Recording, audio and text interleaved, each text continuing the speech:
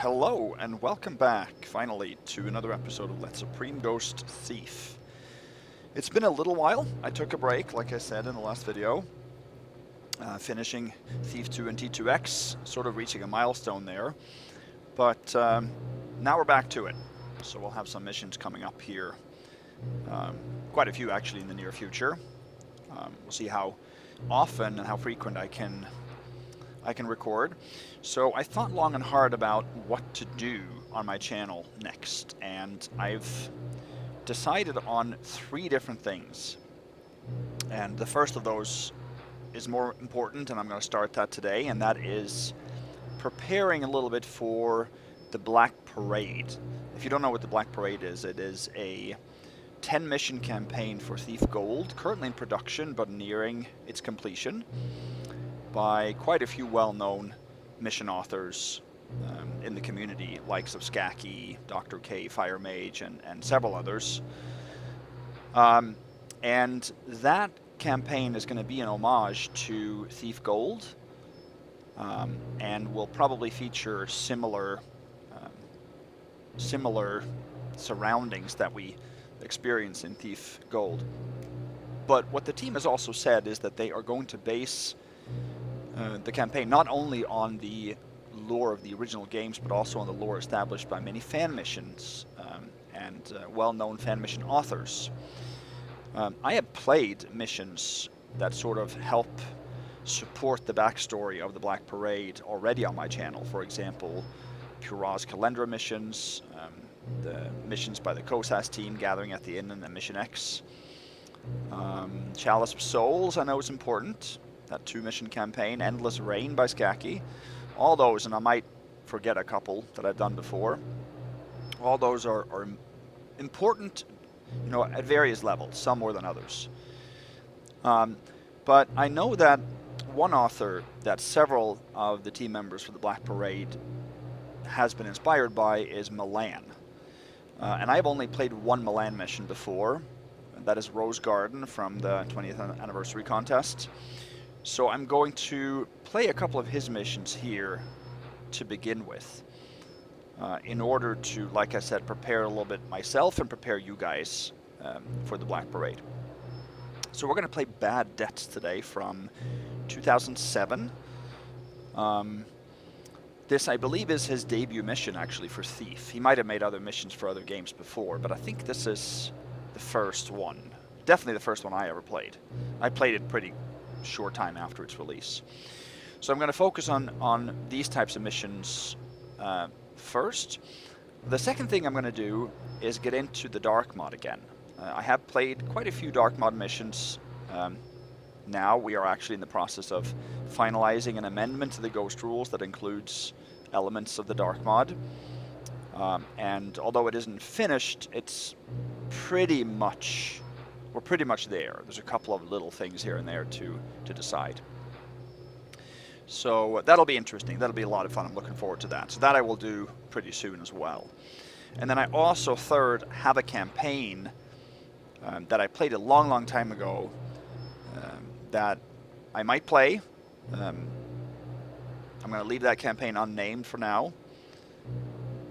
And if I play it, I'm not going to play it back-to-back in one go. I'm going to play each mission a little bit incrementally, because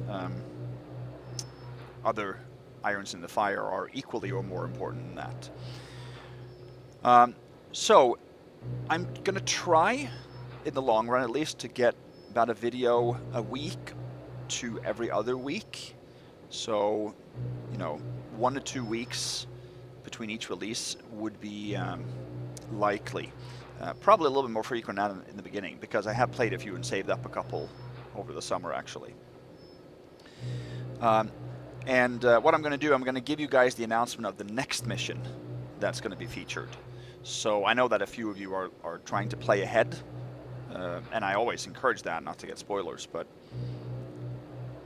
so the next mission after Bad Debts today is going to be Between These Dark Walls by Skaki from 2012, I think, or 13.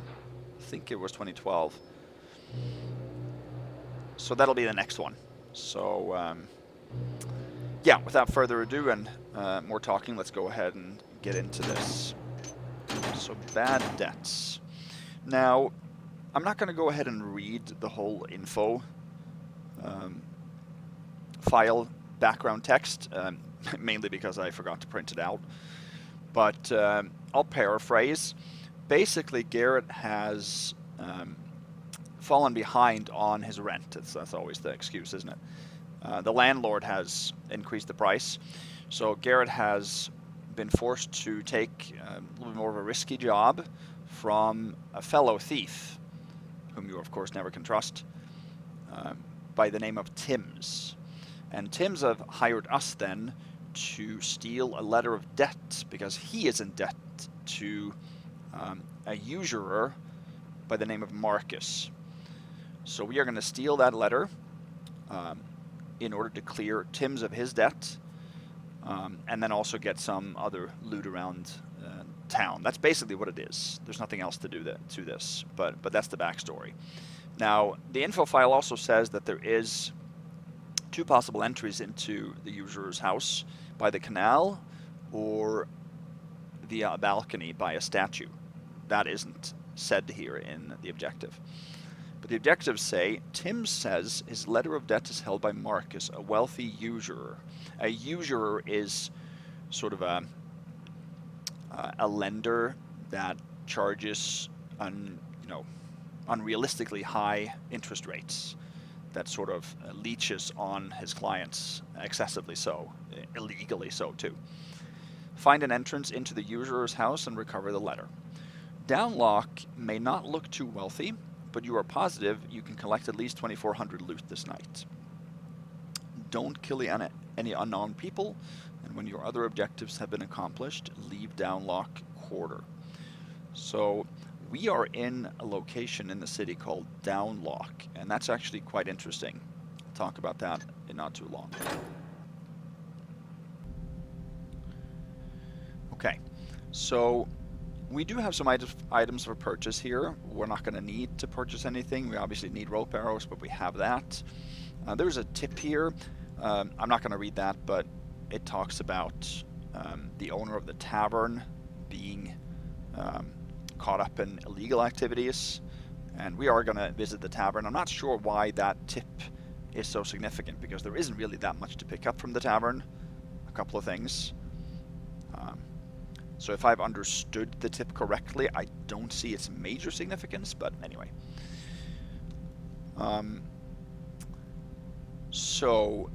This mission can be Supreme Ghosted. Okay? It cannot be perfect Supreme Ghosted. It can also not be perfect Thieved, meaning that you can't adhere to the ghost rules, the regular ghost rules, and get all the loot. There's one piece of loot that you have to skip for all modes, and then one additional piece of loot that we have to skip also for Supreme. But there is a little bit of a tricky area, because I have heard and myself experienced a situation where you are not going to be able to Supreme Ghost it. So I'm not sure what determines if you are able to or not. I'll get to that because it happens very late. It's like one of the last things in the mission by design. So I'll explain that once we get to it. Make a real save here. And then we'll look at our map.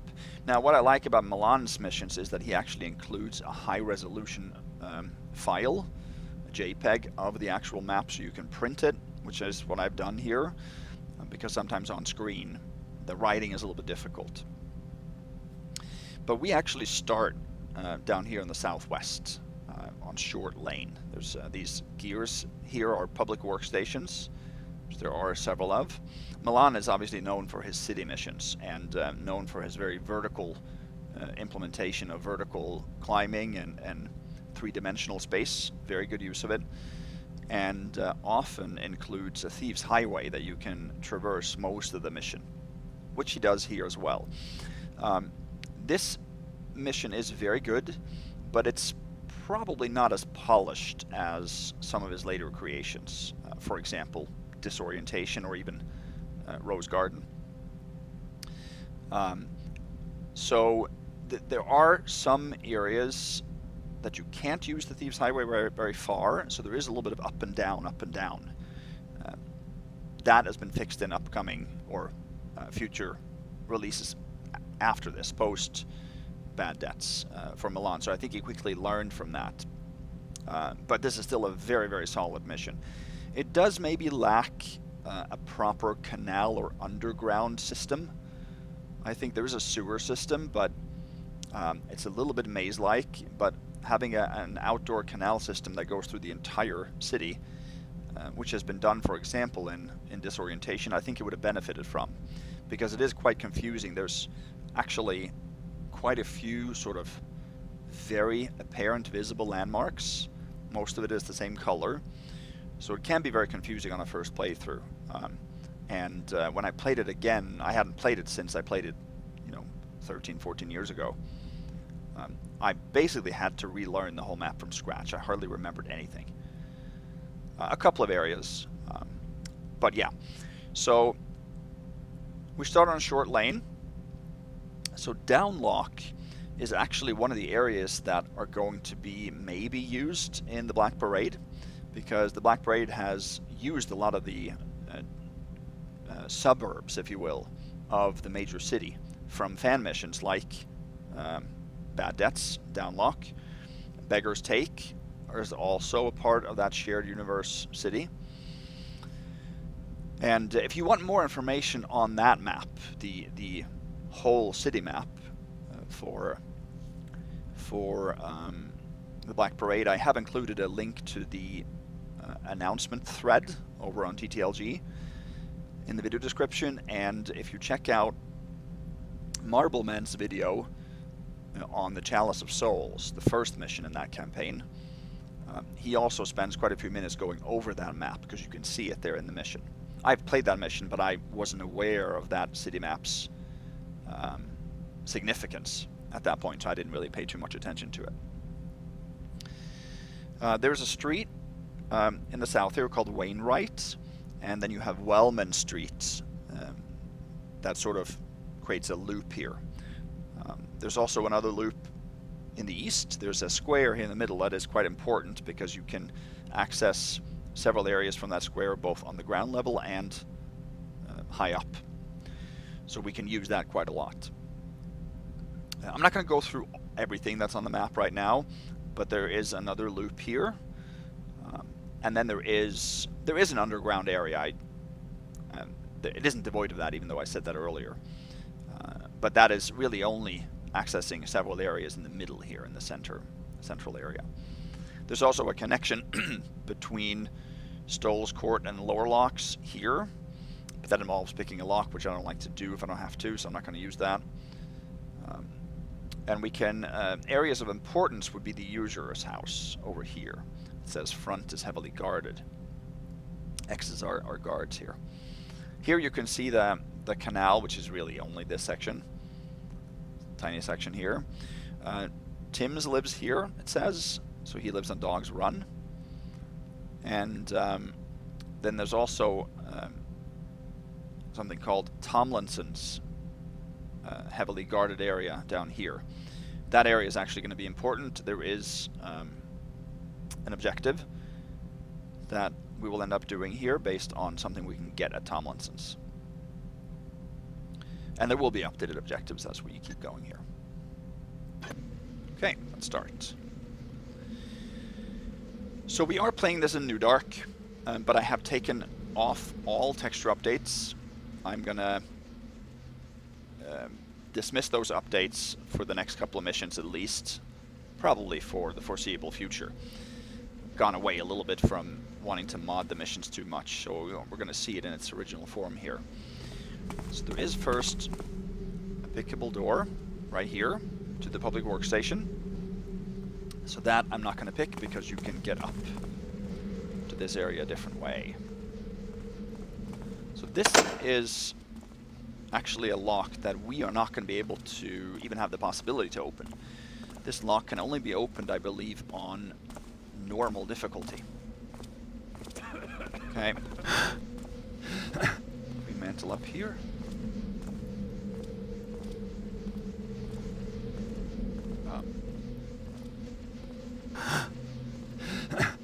there.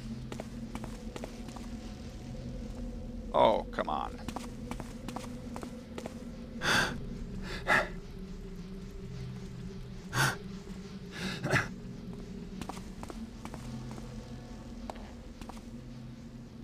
we go. Oh, it's up here. It's on the next level. It's been a little bit since I played this mission. Here. It's a gold goblet worth 25. You can see the tower, or not the tower, but the roof climbing starts already here. Jump over here. There's nothing of interest really down here. There's a lot of flares. I think 8 flares in total. 6 flares. And then there is a note. Power station note. Plemons, I received a bunch of these new lighters from the department, and sure enough, they are a waste of good money. Get this, they each cost 40, and usually burn for such an abominably short time that once you light one, you'd better start fishing for another already. And the light, that's nothing close to a decent lantern or even those torches the poor buggers in the lower locks must endure. If at least they could be used to light things proper. But no, that's out, because once the damp gets into them, good luck trying to accomplish anything. I wonder who was the wise guy who came up with the idea, and how much he slipped to the paper pushers to get it approved. I bet they will be peddling off this crap to gullible taffers by the boxful in a year. Better yet, the clowns in charge of the department will stick a lit one down in Berwick to check for gas leaks. I'd pay to see that. Grime. P.S. Moriarty was around the afternoon, whining as usual about the way the network in Downlock is organized. And again, I couldn't make sense of his fancy talk. Do me a favor and look him up to fix whatever he wants done this time. I left you my spare key at the station. Use it if you need to. Or actually, just forget him. He's gone to talk with that guy about the underground power station, and I'm sure by the time he comes back it'll be too late anyway.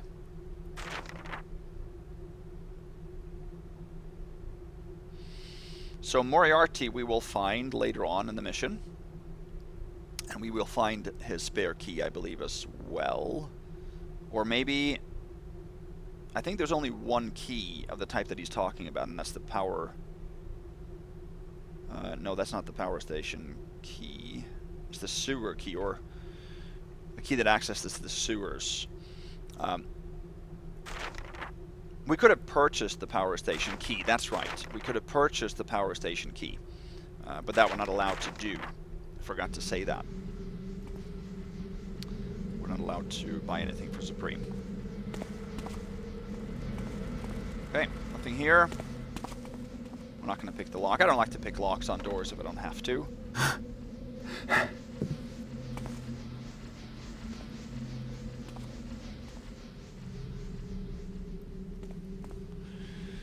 So what I forgot to say, actually, is that none of the guards around town at this time will alert us. So that's great. Once we actually get to the usurer's house, objectives will change, and at that point, the guards around town will become hostile, and several additional guards and archers will spawn. So it's to our utmost benefit if we can do as much as possible before we head to the usurer's house. There are some things that will not be possible to do, areas that won't be accessible until after, because there are some keys and stuff that will spawn afterwards as well. I'm not a big fan of that, so I think that is a little bit of a negative thing about the mission, is that you are sort of forced to the usurer's house and then you have to go over the town again, just looking for new things. So it doesn't take away from this mission being great, but I think that is one of the very few qualms I have about the mission. Okay, so we're gonna head south now, down to Stoll Court. This is access to a power station, or a sewers rather, that is not shown here. But it goes underground, and I think you come out over here. So that we can pick open. Actually, let me show you that. I like to show you guys everything there is in the mission. No, it's if you buy the power station key. That will take you through there, that's right. You cannot pick the lock on that either. Okay, so we're gonna head up here right now. There's a guard in here that I don't think alerts to us. No, he doesn't.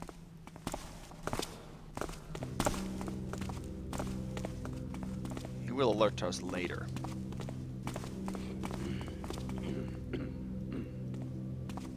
So I'm in here. Some kind of a guard station.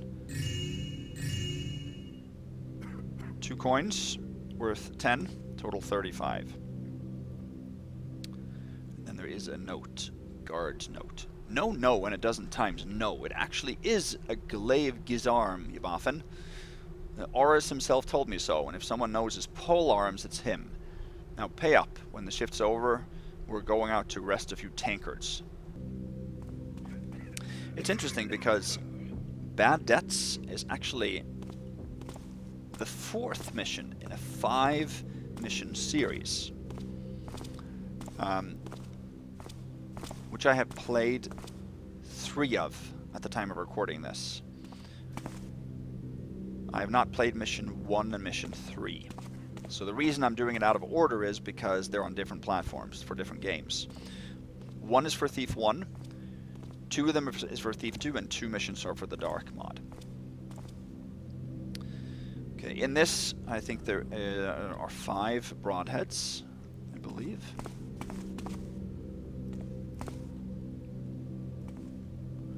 Head up here. I think there are 2 flash bombs in this one. For Supreme, you're not allowed to pick up anything you don't need. And you have to return what is returnable. Okay, so here we get to our first problem, actually. There's a guard in both of those windows. And it's actually quite difficult to get past them. You have to stay on the far north side here until just before you see the guard. Yeah, that's what I'm gonna do. I'm just gonna go up and tell him no more guard duty. There. 6 taffin years of guard duty. Now you move a little bit this way. Up and say, I've had enough. Something. So you can't move too far over.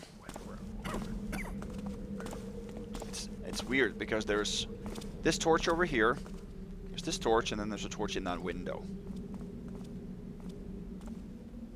God, I'm bored. There. 8 hours of this. So now we're not far enough south to be hit by that torch, and we're not far enough north to be hit by that torch, and we're out of view of that other torch there. So if we stay in the middle here, outside, the grass and the trees. we will not get spotted. Uniforms are better than real good boots. And These 2 guards will alert us. Army. There we go. There's nothing in here. There's a piece of loot up here, that's why I wanted to. I think it's in this. Luckily, this guard does not alert to the lockpicks. It's a purse, worth 50, total 85. We can use the same method to head back here.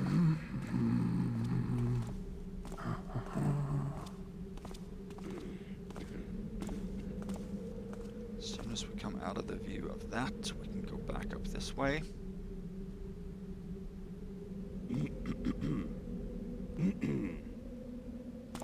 There.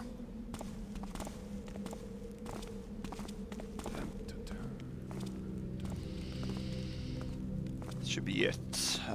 If I pause a little bit here and there, it's because, like I said, it is a month ago or so that I actually played this to prep for this recording.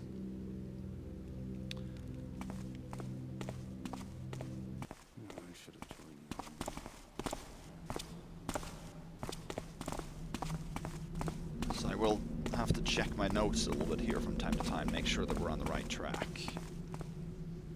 Okay, so now we've covered the north, or no, the southwestern area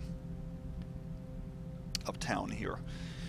So we're gonna now start moving our way through the streets, and this isn't going to be too difficult because, like I said, most people don't alert us unless we are in an area we're not supposed to be.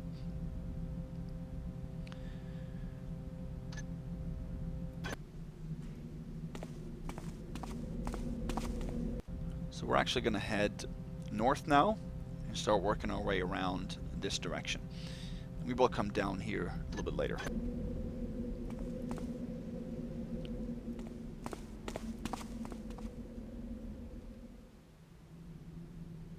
Admiring the cityscape. There. I'll head up this ladder right now.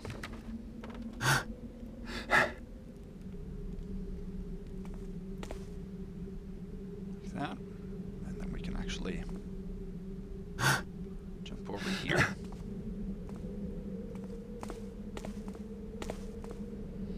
So this is the kind of movement that Milan is depending on you to do. Can we go up there? No. So this is what New Dark, New Mantle can make you able to do here. Now I know that Bad Debts was approved by Milan to have a little mini update after New Dark, and he said that New Dark and New Mantle wouldn't allow you to go places that you weren't supposed to go. And if it did, it's not a big deal. It won't allow you to break the mission. And even if I would have found such a thing, I wouldn't have done that.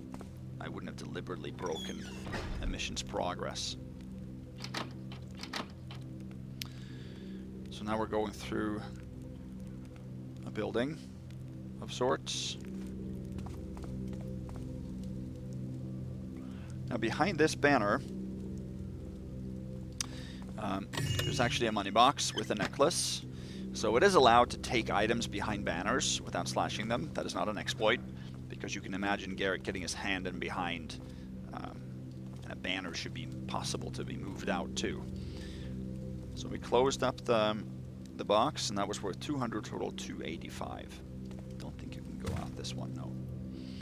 So Milan is a little bit sneaky because he uses shutters that have exactly the same textures on those that can be opened or fobbed and those that cannot. Okay, the Nightly Visitor and other lurid tales. The Knight and the Knave, more tales of titillation. Head out here. We can actually climb up here. You can get up faster than I did if you sort of strafe run. Oh. You can't mantle because I don't think you have enough height here to mantle properly. But in this chimney there's a gas arrow with black smoke. Don't think I've seen that before. Obviously we don't need that. Okay, so we are going to now come to the place where you have to skip a piece of loot for all ghost modes. Let me show that to you. We're not going to actually... Let's see, can we do this? Could not do that.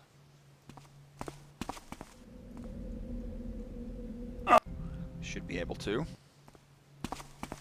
Can't jump here, but you should be able to run. Yeah, there you go. Okay. In here. Sort of a little hidden area. Oh! My mouse went nuts right there.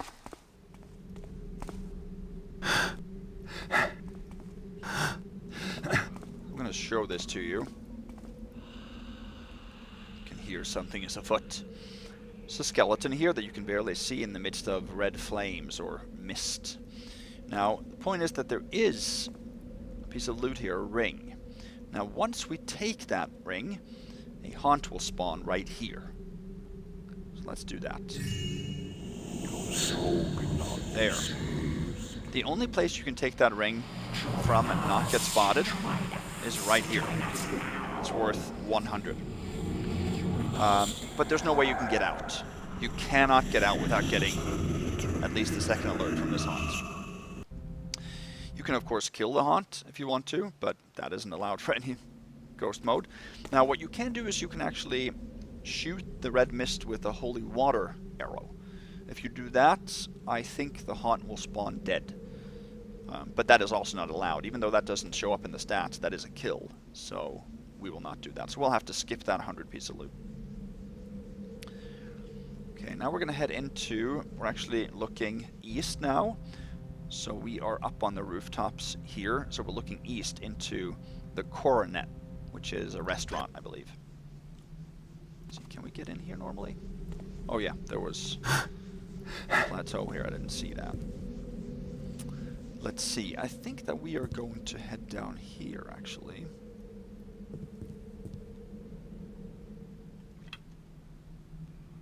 I believe so.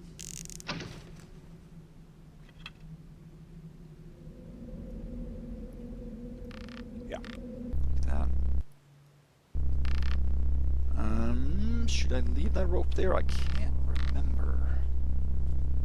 I cannot remember. Let's bring it along. Just in case. There's a green vase here that I wanted. It's worth 50. And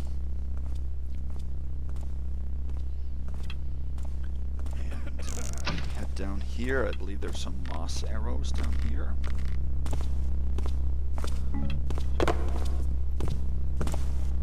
Yeah, 2 in the ceiling.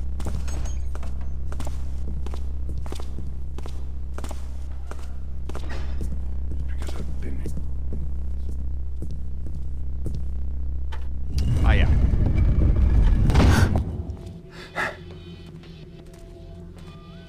So now we are accessing the back room of the restaurant. This is where I want it to be. Now here comes a little bit of a tricky situation again. There is one man in here now, one guest.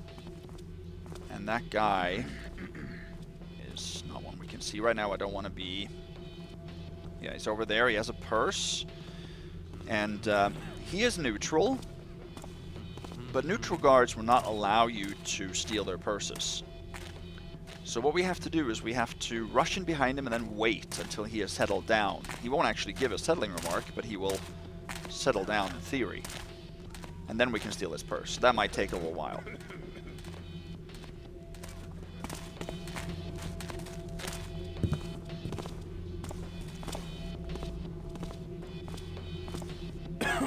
I actually don't think that was a very good way of doing it. I think we should do that, and then we should do this.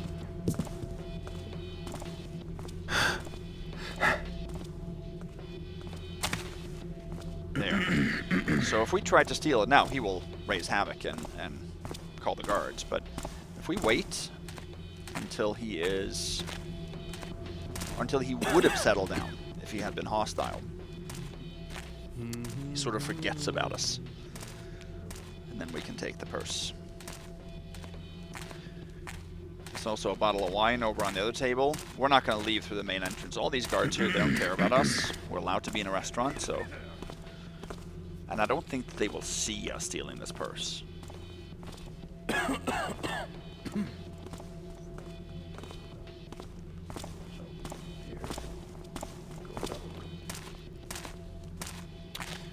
Like I announced also at the end of Thief 2, I've also stopped doing segmented runs, at least for now. I might do it for certain things here and there if I see the need for it, or if there's a call for it or something like that, but I'm not going to do one for this mission unless you guys are like desperately requesting it. Segmented runs being those that are not showing my failed attempts, but then also non-narrated. Let's try. See. There we go. Now we can take it. 100 total, 435.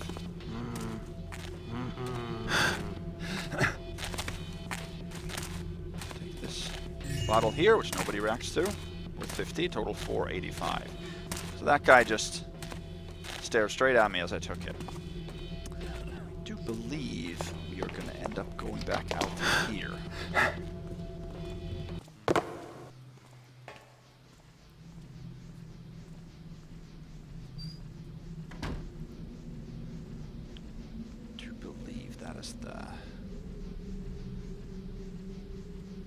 here.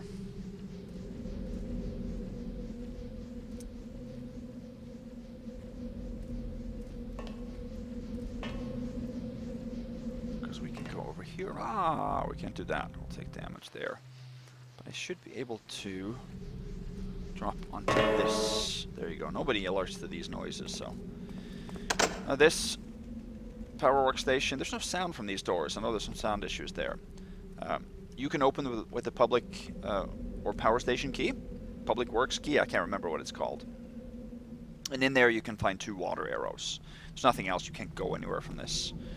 So we are just south of the Coronet. So you see the gear symbol here is this sewer station.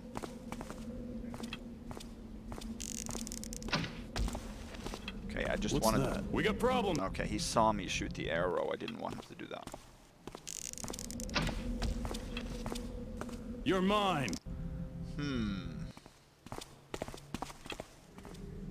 want to show you guys this, so...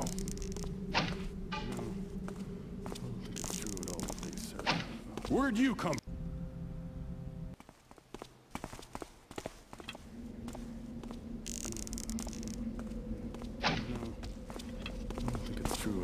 There, as long as he doesn't see me shoot the arrow, I'm fine. I just believed him like a taffhead. They're probably laughing at me now. There we go. Jump up here. This is an Easter egg. Right here.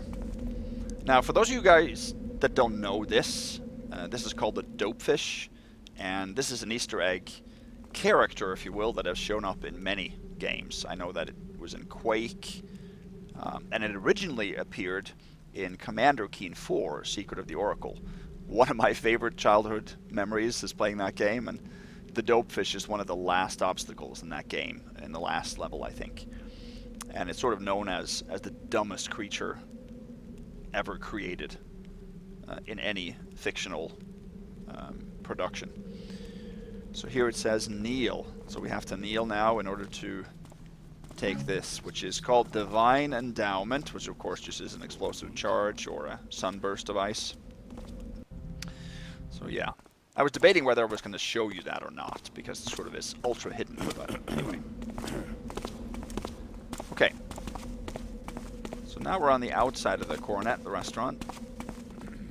So we're now going to head onwards. Here's a lantern guard. He can be quite tricky when he's hostile. Let me just check here that I am where I'm supposed to be. Yes. So are we going to head down there now? No, we're not. We're going to head up now. So we are moving east on Wellman Street. This is the pub. There's a guard in there that I don't want to catch me. You can pick the lock on the door, but I'm not going to do that because that'll leave the door unlocked. And if you don't need to do that, I feel that is not in line with the spirit of the Supreme rules. I think that honestly should have been mentioned in the rules, but anyway. We are going to enter the pub instead in this way. So he will alert to anybody outside the pub. It's just like, why? Is he hired to sort of attack anybody in the streets? I don't know. Okay. So in here we have, I think there's a mine in this chest.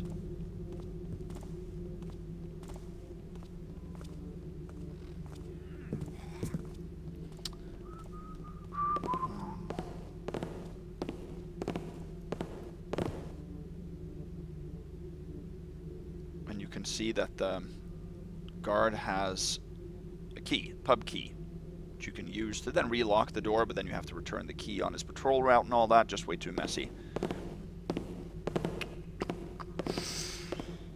Let me make it real simple. that yet.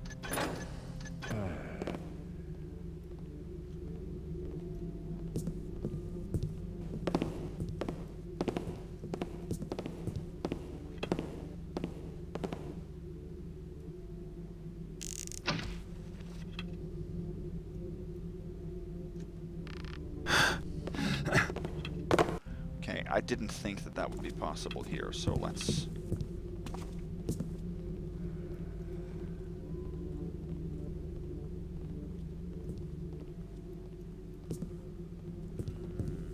He was coming back, okay.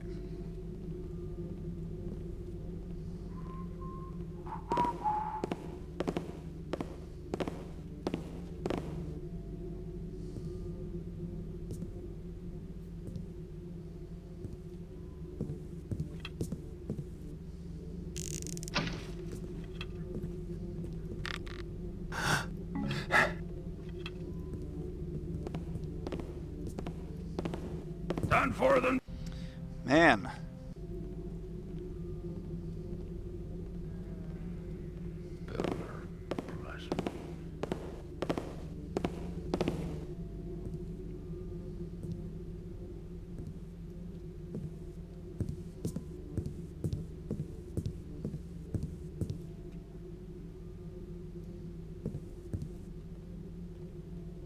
Can we hide here? Always smart to stand up and draw your sword to see if you are in the perfect shadow. Some loot on top of the rafter here, but it can be a little tricky to get there.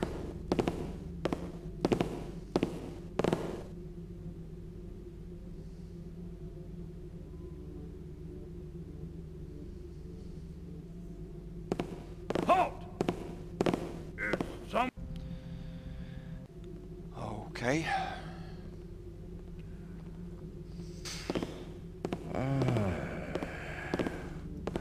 Oh no! Am I rusty here? Is that why I'm not able to do this?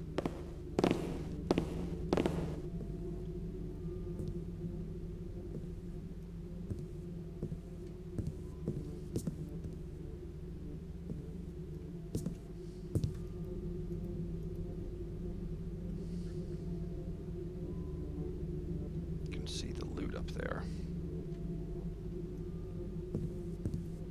Okay, here we're dark, good. 2 goblets, and then there is a plate, 2 up there. Those are in total worth 100, so that's 585. Nobody pushes Benny around.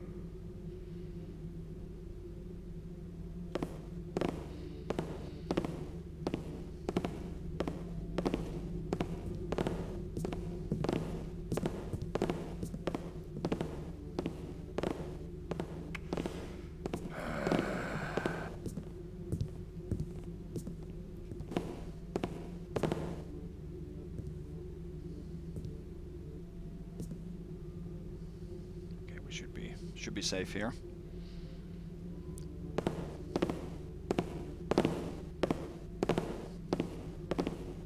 All right, that was more work than I expected.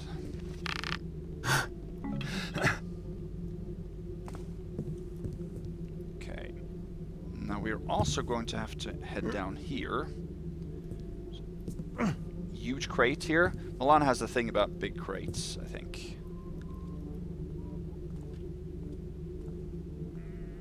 Okay.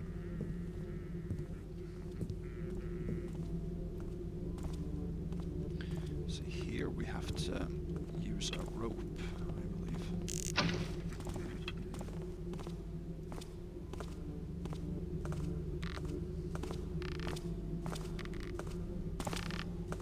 And we get to sort of a shrine that you can actually see from the streets, a different area. 2 gold candlesticks and 1 gold plate. Don't think that we can get caught in here by the guard outside. Total 735.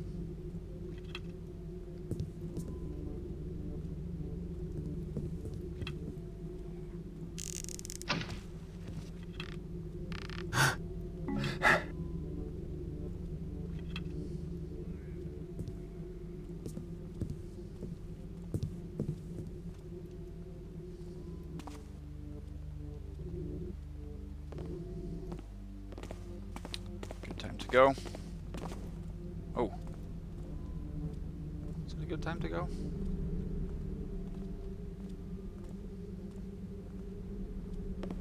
I think it is. Okay, we're gonna head in here. So we're now headed north. So we are sort of in this little section here. And we're getting to our second loot item that we have to skip. But this one you only have to skip for Supreme.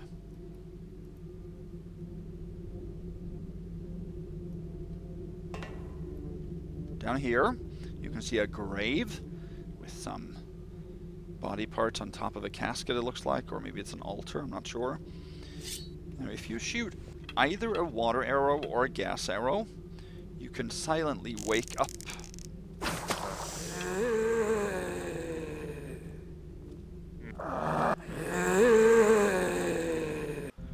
Okay. If we move away from the light of that flame there. And then shoot. Let's see if we can do that.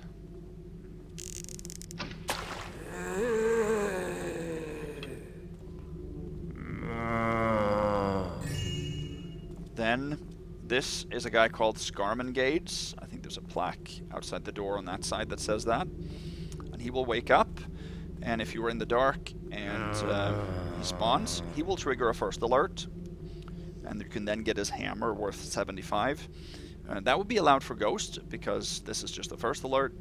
But he does give a settling remark in a couple of minutes. First alerts to water arrows take a long time to settle from. And the same goes with the gas arrow. So we're going to have to skip this piece of loot as well for Supreme. So that's 175 skips for that mode, and that should be everything. We should be able to take the rest of the loot here.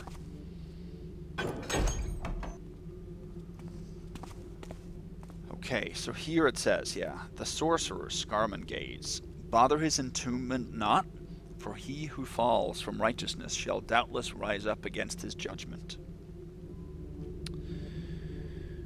So this door can only be opened from that side. Let's see, are we going to need to come back here?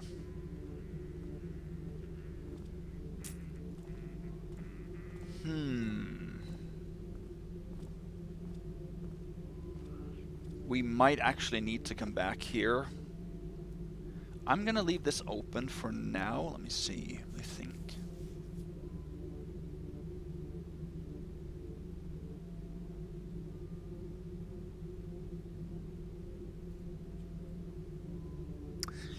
I can't remember, but in case we need to go back in here, I am gonna leave this open, and then I'm gonna make a note in the map here.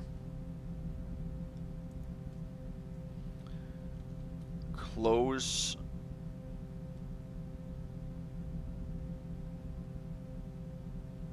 door.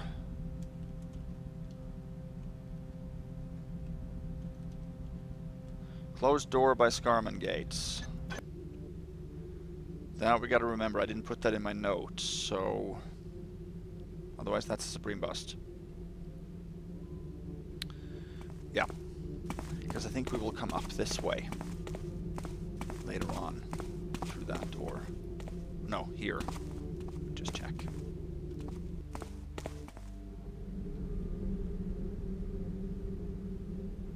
I'm pretty sure we will come up here. Oh yeah. Now I remember. We can just go down here, can't we? Yeah. Okay. No, then we don't need to keep it open.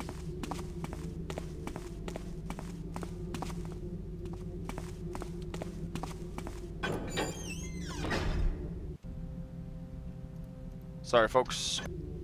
Forgot about that little... You can get up there. Can't you? Yeah. It's a little climbing exercise here.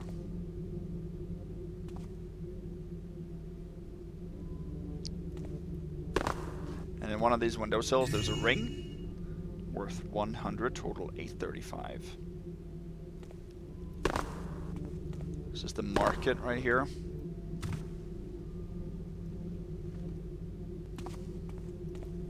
There's nothing else of interest, but there's a door here that you can't fob. Okay. So yeah, of course we can just go down here. So here you can see this is the pub. And this takes you up to the restaurant.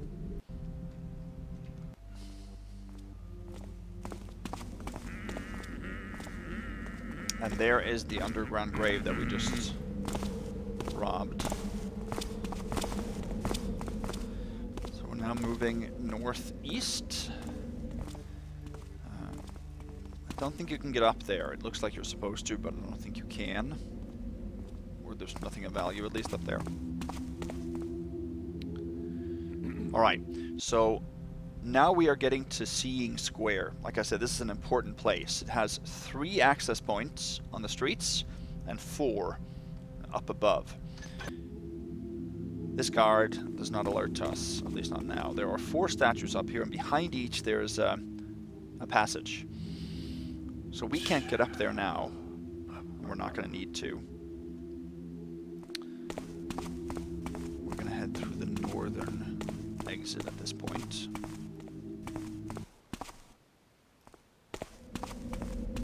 Which means we're headed up here along Dog's Run.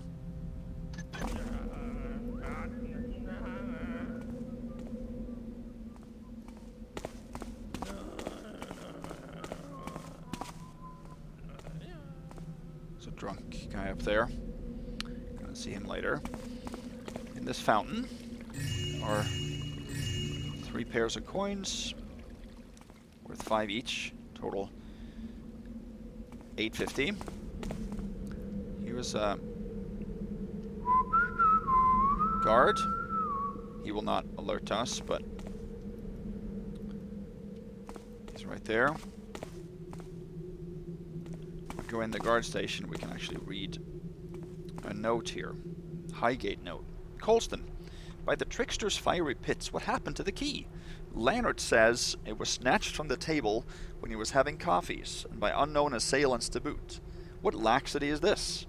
Do you know what we will get from the sir if we don't get it back by the next inspection? Demotions, that's what. To make things worse, Blunt has been drinking again. You can hear him crowing from atop his post. That will look nice on the sheets too, and that's if he doesn't break his neck by then. I tried to ask him about the key, but all I got was some impudent nonsense about how some cats got it. Madness.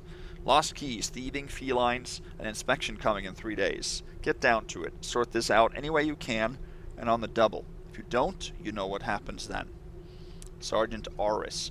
This is actually a hint to one of the 2 possible ways of leaving or exiting the mission on Expert. This key has actually been taken by a cat. And it's been left on a windowsill.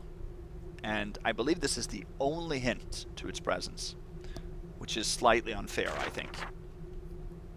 But then again, there is a second way to leave the mission that we are actually going to use. We're not going to get this key. I'm going to show it to you, but we're not going to take it. Instead, we are going to leave. And we are going to head up here.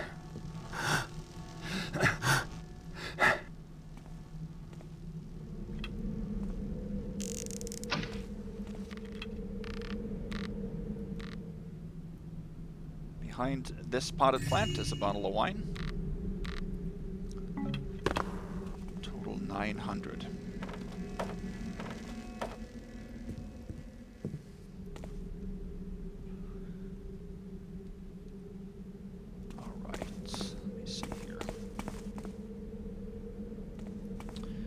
So here, there's nothing up there. I'm going to show you this. So this is the Usurer's house right here. And here are the front door guards. There's the canal, and the shop you can see on the left is actually the Usurer's pawn shop. And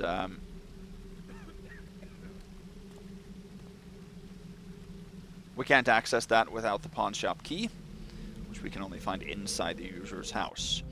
So we are basically right here now. The Highgate area is where we were just located. Let's see.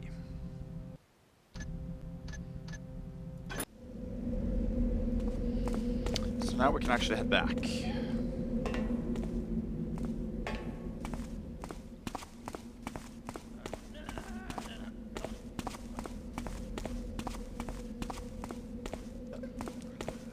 We cannot pass via by the user's house right now. So we are instead going to head southeast and sort of cover much of this section of town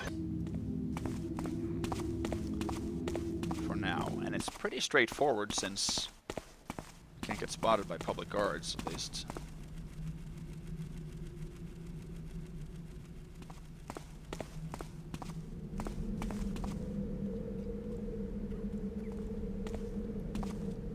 Let's head southwest right now, I believe.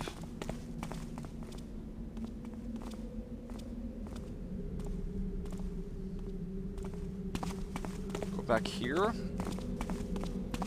Oh wait, where are we now?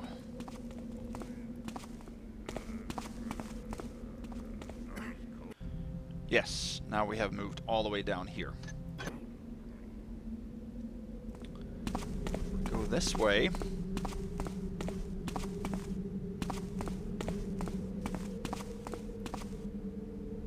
We will actually go back to the beginning. We will head west all the way back to what we headed north to the restaurant.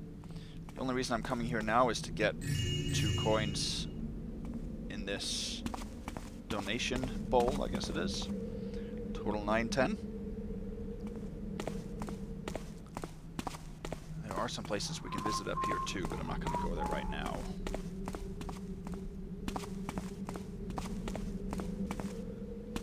So then I'm going to head down here, which is now down this little dead-end section.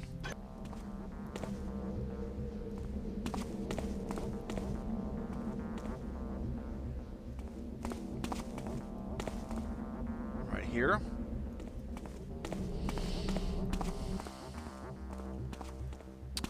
So in here is a little garden with a piece of loot that I want, but I don't want to pick the lock on the door. So in order to get in there without picking the lock, you should be hopefully able to.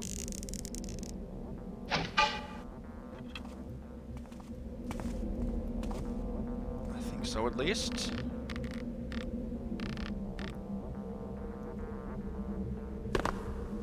I thought we could do this.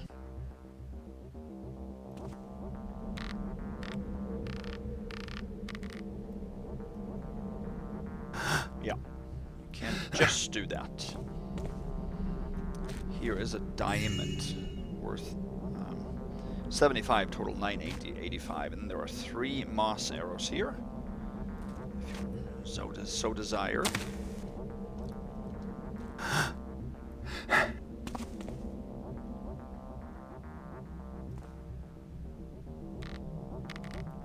Grab our rope again. I tried to drop from the very top there, but then I took damage, and you can't stand on the roof there properly, so you have to grab the arrow in the jump. Okay. Now over here, let me show you. In there is a hole with 3 fire arrows. There is a fire in there. You can take the 3 fire arrows there. So that would be a little challenge. I'm not going to make that a ghost challenge because there's nobody here to ghost and avoid, but you can get up there and get back down and retrieve the arrows without taking damage. So that can be a little acrobatic challenge for you. This is the other end of the sewers, or the not a public works station, but you can use the public works key to connect those 2 areas. But there's nothing of interest in there. It's just sewers.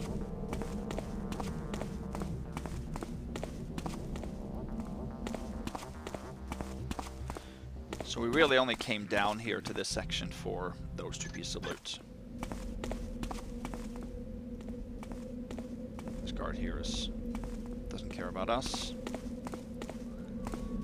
Okay, now we're going to head into an area that can be a little bit tough. Let's see. Close this, because you can't get back up here.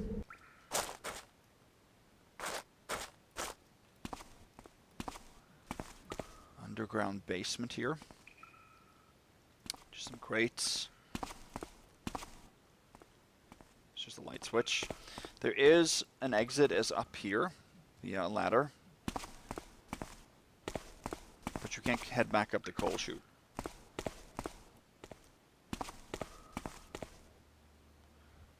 There's a fork in the road. We're going to take a left first.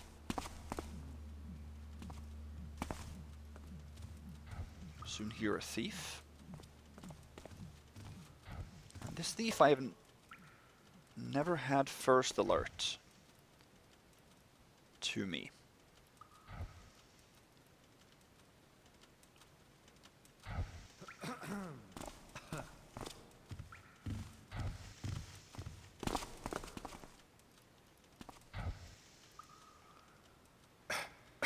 So in here right now we have to get some coin stacks and a key. That's all that we really need.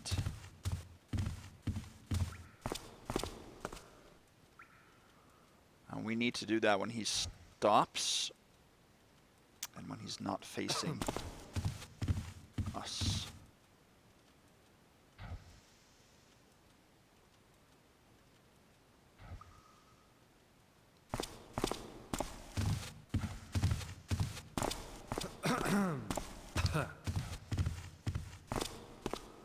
Let's see.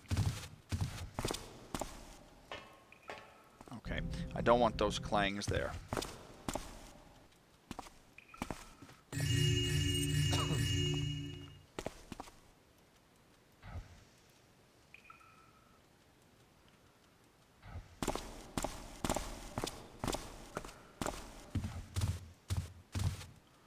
Let's see.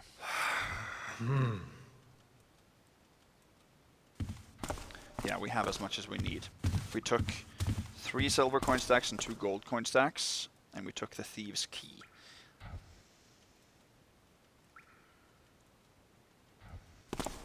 So you might have noticed, let me actually just black deck this guy so I'll show you what's going on here. There. So we took the key from the table right here on the right side. So in that case, returning the key anywhere on the table is okay. It's not perfect for Supreme, but it is acceptable. And in my original Ghost run, I deemed this whole mission unsupremable for 2 reasons. 1, you cannot return this key, and we need this key. Because there's no way you can return it without triggering this guy to hunt mode. I tried dropping it on the book, as you see here, but to no avail. But then I realized that you can actually drop it on the other end of the book, like that. So that would be sufficient. If it's a small area like this, you can return it anywhere on that same surface. That wouldn't extend to a whole room, for example. If he were stationary here, you couldn't drop it suddenly on the carpet if he's standing over there. It has to be sort of in the same logical, immediate area. But there are even people that excuse those types of returns. So yeah, I'm going to do this, and I'm going to count this as not a bust. Once we return it, we have to come back and return it a little bit later. Let's go ahead and read this while he's blacked out. Mifflins. I've been thinking, as good as the cellar we are now using to stash our incoming baggage looked when we set up shop, it seems less and less ideal. Yeah, it's technically 2-way with exits to Downlock and Beggar's Take, but there are some real nasty possibilities around. There's the Hammer Seminary right across the square, and it's positively crawling with heavily armed nutbags. If something bad comes down, our advantage is nil. If we fled, we just run into major nutbag territory. Look, I know you think I worry too much, but yesterday there was something which could have sent both of us to Cragscleft. I was taking a cart full of silk bales to the cellar on behalf of Molly the Spinner. Pays decent. I have your cut in the bag that comes with the message. And cursing the bumps on the street before Marcus, when a Hammerite spotted me and came over. He praised me for my industry and went on preaching sanctimoniously about the builder's virtues and progress, while my belly was traveling up and down. What's worse, he also offered the aid of a few young initiates to carry the bales up and down the stairs. It's a good thing he accepted my word about not refusing my toils, which of course shows how downright gullible and out of touch these fellows can be. But what if he persevered and saw all that gold from the chapel spread on the table? No, I say, we've overstayed our welcome. Let's quietly move house to Shalebridge, where no one asks insane or inane questions. Maybe we could also see what's the deal about the old quarter. There's sure got to be something interesting around those parts. Grover. P.S. I'm away for the next few days, paying our friend Fredo and his girls a visit. You should also come next time. There's nothing like the bath to take the grime of the city off of you. Better take my offer before the mold down here or down there gets you. Interesting. There's a speed potion as well here.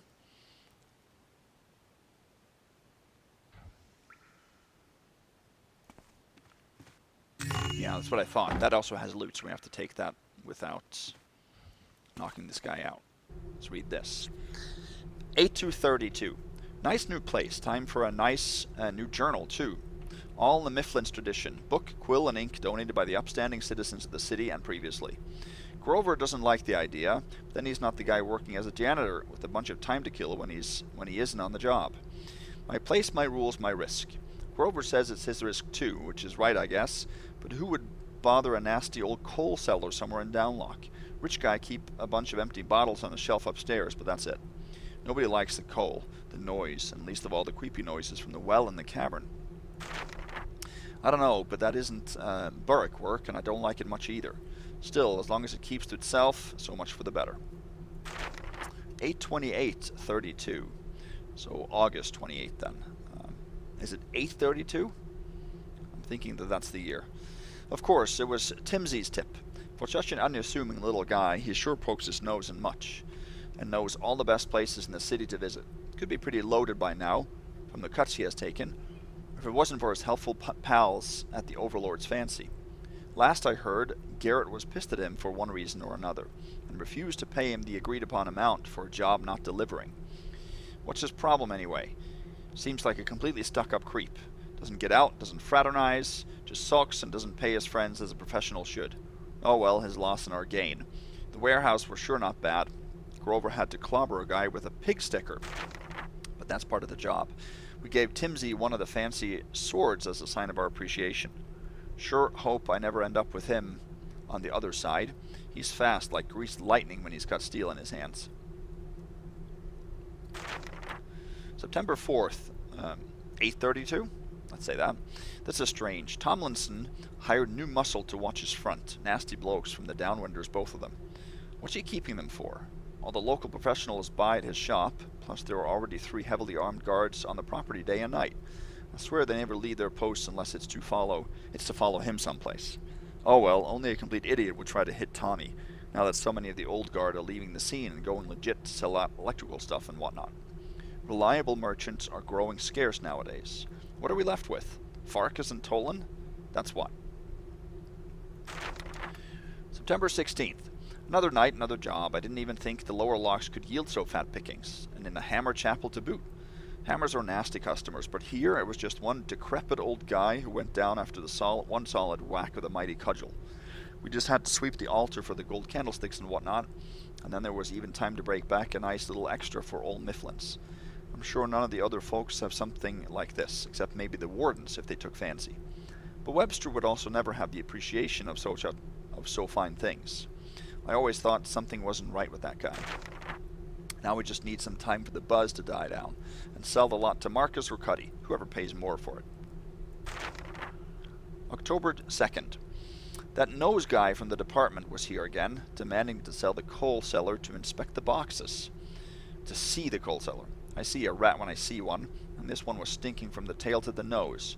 So I said they were all operational, and that there was nothing to see in here anyways. But he wouldn't relent, and raised a pretty fuzz over it too, telling he'd go to Master Wilkes, go to his department, go to the watch, and I wonder why he didn't say he'd go to the Master Builder, because I was sure expecting him at this point.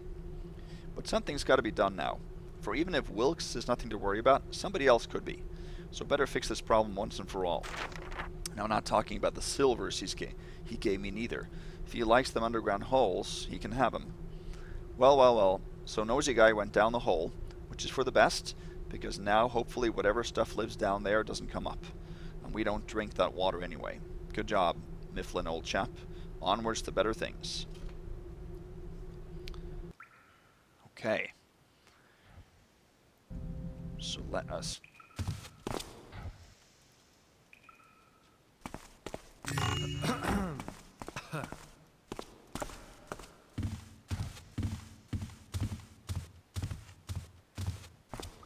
Got an artifact then worth 40, it's a total 1111.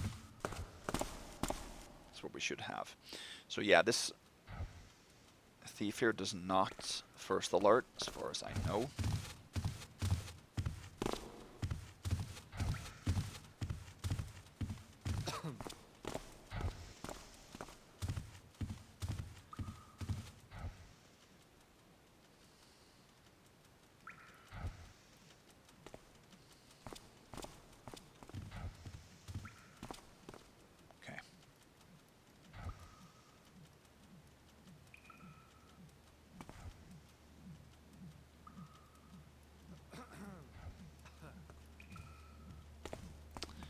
Let me just check that I got the thieves' key out.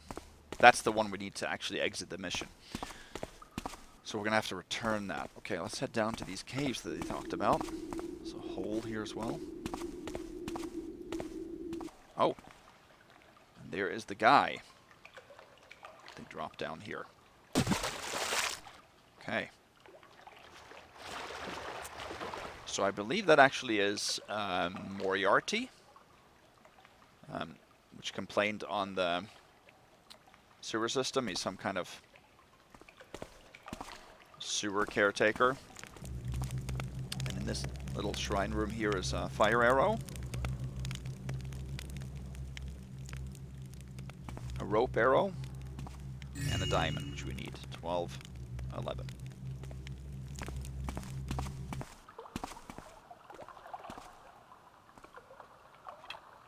Can't get into that shrine. I thought you could when I first played the mission, but you can't.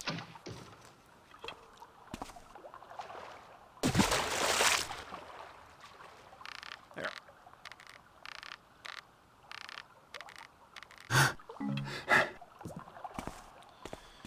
I tell you guys that after playing some Dark mod, Thief is becoming a breeze.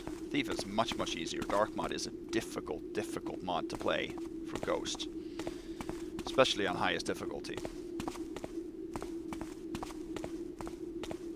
But challenging is good. Challenging, or a challenge is always embraced. Okay.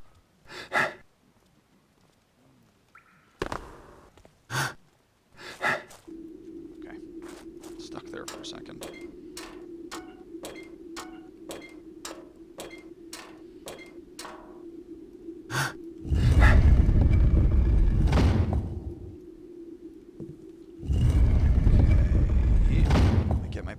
Here a little bit where we need to go. I think we're on the right track.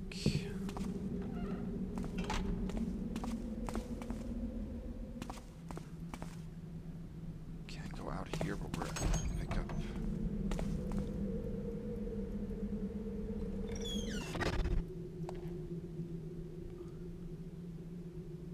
There's a bottle of wine, 4 apples. Also a plate worth 10, total 1246. Let's see. I know that we're gonna head. I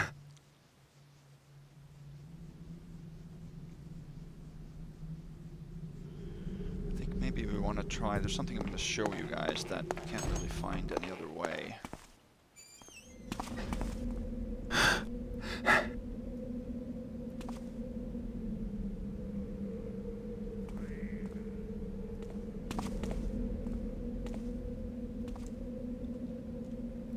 Okay, I think we actually can go out the other way instead. Yeah, we can just drop over here.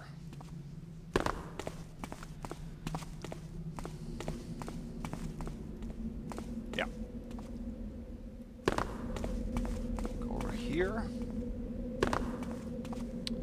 Nothing really can do here besides dropping down here and finding a note behind some crates. Bridge note. Subject to previous arrangements, delivery must be made within the toll and per elaboration. Record amounts compensated for through counter depository. Number 5. Notification per procurationem. Present location or Keywell. Tertiary cache. Breach currently unacceptable. High possibility of lower locks interference. Tanster. So this might seem like a very cryptic message, but I'm not sure how much you're going to really read into this, but it at least shows you that there is a fairly sophisticated and organized level of crime going on in the city, where there are certain caches or depositories where people are leaving messages and leaving maybe loot or tools for each other. There's a location called Keywell here, for example, where there's a cache, and that's the third out of, well, seems like there's 5 here in total. I'm not sure if those are the same types of locations, but it's interesting. I'm hoping and thinking maybe that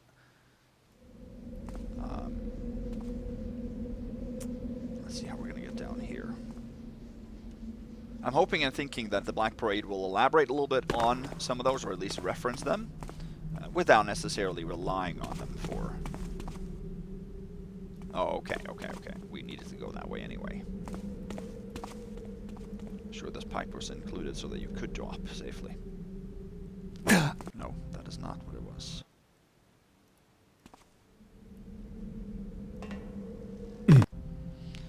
Try again.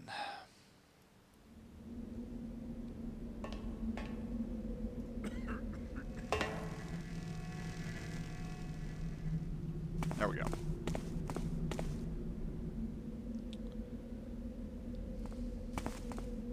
Yeah, so now we're back in the plaza right here. Okay. Here is a little nook. There's a ladder. It's one of the last pieces of loot I found when I played the mission the first time. I remember this. It's a hidden little shelter home with 3 coin pairs. Total 1261.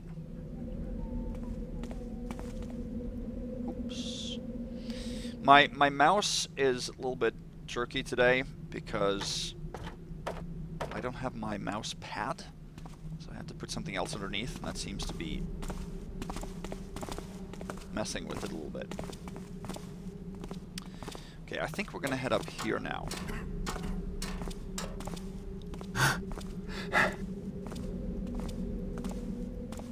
Department of Public Works, Downlock War Division. Theta Tarsus 2 Subjunction.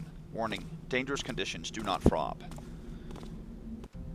So that is, this workstation says no entry to this area, or to this flow.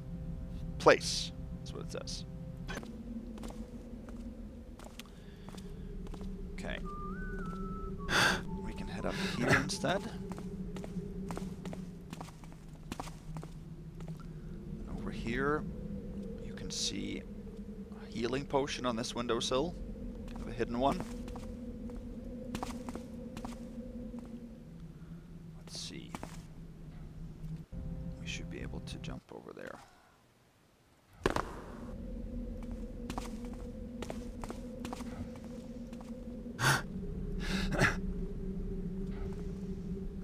So here's some kind of a guard station. It's just a deer leg and some broadhead arrows. Quiver of 10 broadheads, actually. Light switch, I assume. Can't get any further this way. But here is something interesting.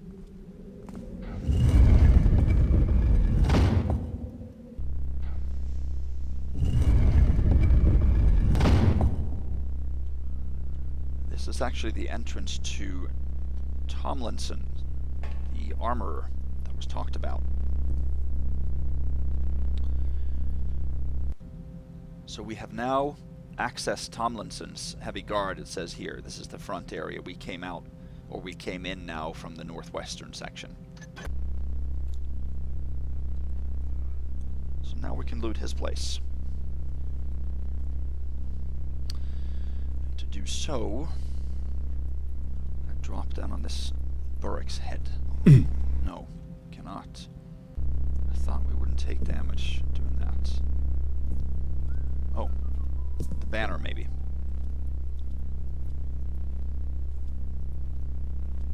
Yeah.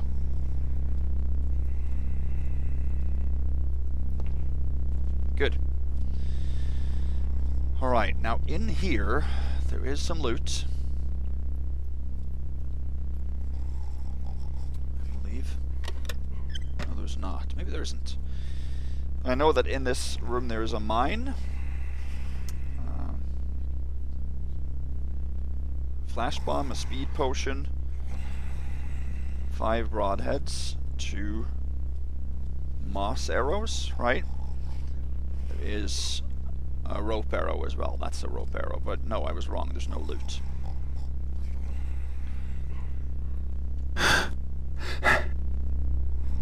This here is one of the entry doors where you need a key. 2 copies of that key exists.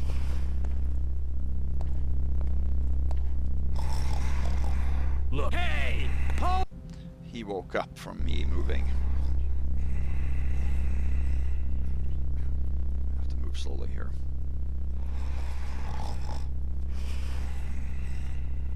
Yep, he's sleeping. 2 guards in here, that guy, and one in a bed in there. They're both sleeping.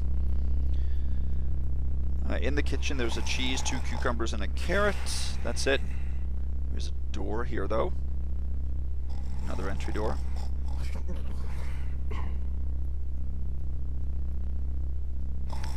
I think this has a bedroll in it.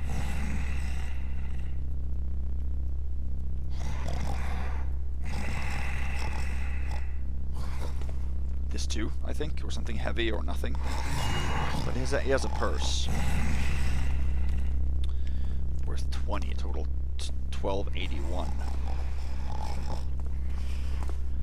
Now where we want to go is upstairs, because there's nobody here. Okay. So, on this floor we have... yeah, how is this working? Now I gotta... let's see. This is a vase that we're gonna take, worth 100, total 1381, that's fair enough. We're gonna need to leave through this door here, and that requires a key.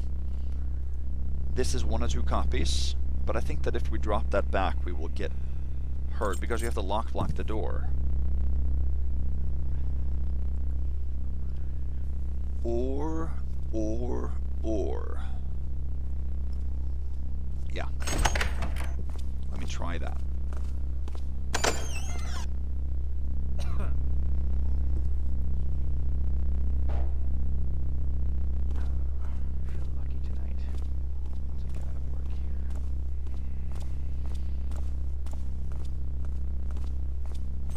Okay, he did not hear that. That's good. I thought he would, but...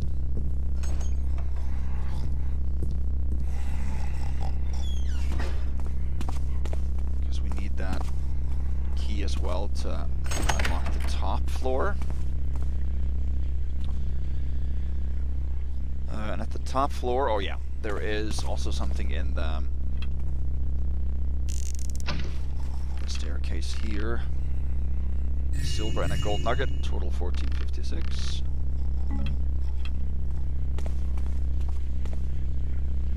This is another exit we could have taken, and there is another copy of the key here.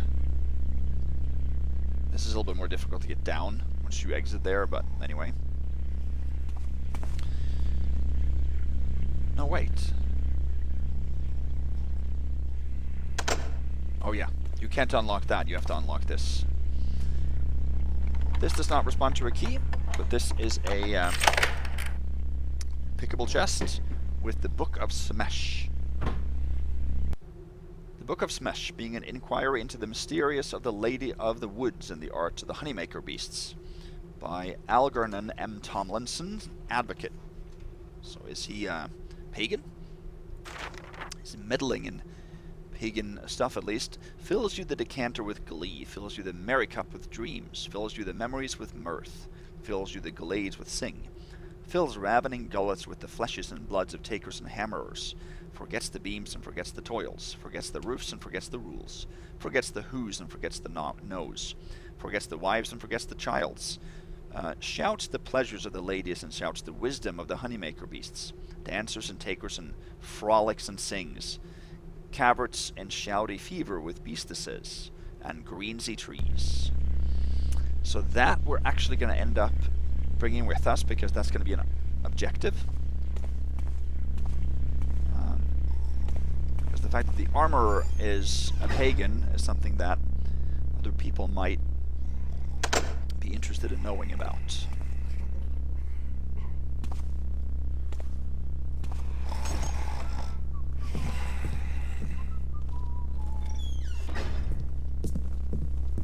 Let's see here. Yeah, it sort of falls into the table, but that doesn't matter. I shouldn't even be here. I should be in a game or something. Let me just check here.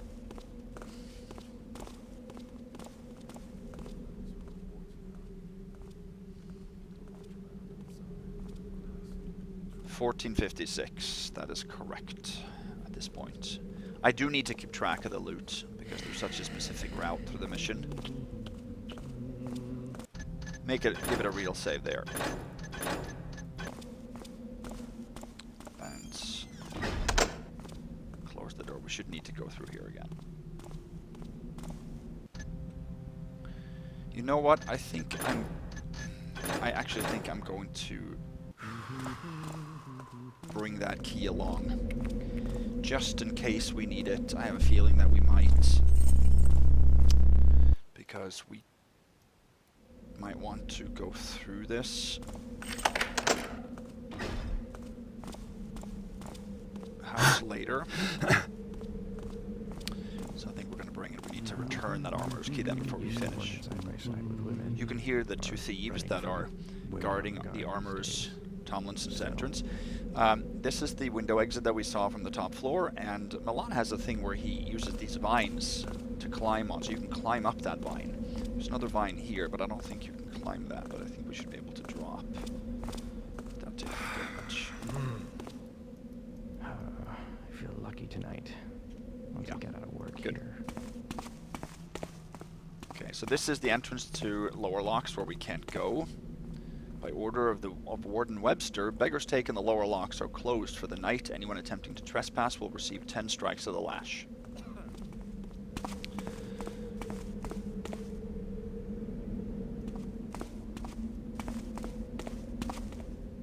Was that an alert? I shouldn't even be here. I should be in a game or something. I don't want to risk that, because those thieves will alert us. So let's go through here instead. So now we're headed east.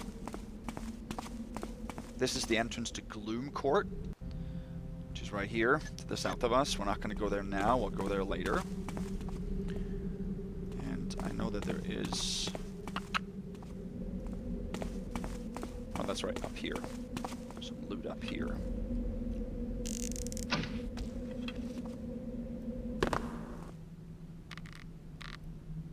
Stack of silver coins, stack of copper coins.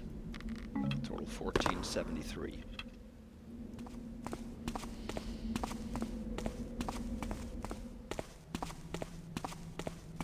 So now we are just east of the Hammerite Seminary, which is here.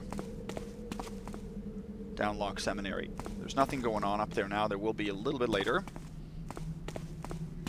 And this is the Usurer's house. This is the balcony that was mentioned.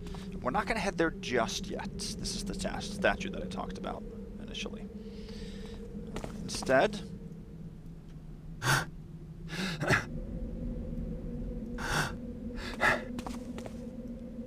take a goblet here. Worth 15, total 1498. And then this is where we can use the thieves' key. right here. I'm going to lock block this door. So those of you that are not familiar with that technique, you can lock a door but leave it open so that you can return the key and then you can lock it behind you by closing it. Of course, you can't open it then. You'll be stuck inside, but we will end the mission this way. And in here, we have a gold candlestick. We have 2 gold hammers for a total of 60.98. We also have a healing potion. We have 2 holy water vials and a few odds and ends. So to end the mission, we will actually head down here. There is one other way to end the mission. I mentioned the key that was stolen by the cat, but that is not going to be possible to do for Supreme. So for Supreme, you really only have one way on Expert. On the lower difficulties, there's other options too. And now, we actually have to go all the way back and return the Thieves' Key. Or can we do that later?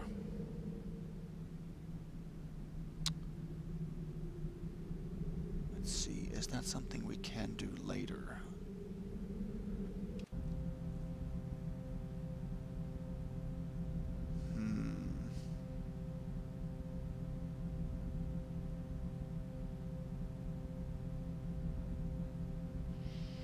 Yeah, we might just be able to. I'm gonna do it now, just in case. Don't want to risk anything here since it is supremable.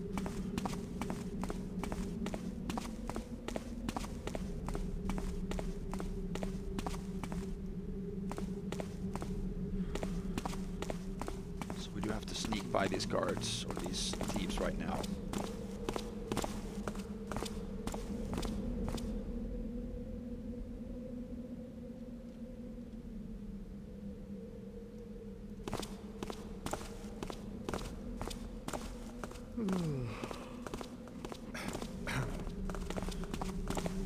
This guard won't react to us. Just so that we have blocked the door and it's all good to go there. Let me check something here. Let's see, this is Tomlinson's, yeah.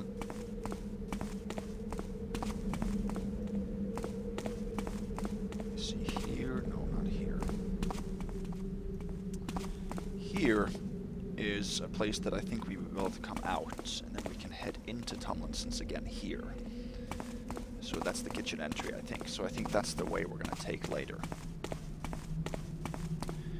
So that's why I do need that armorer's key. But we can return the thieves' key. And when we come down there, we could have returned the thieves' key, but since I'm here, I'm going to do that right now.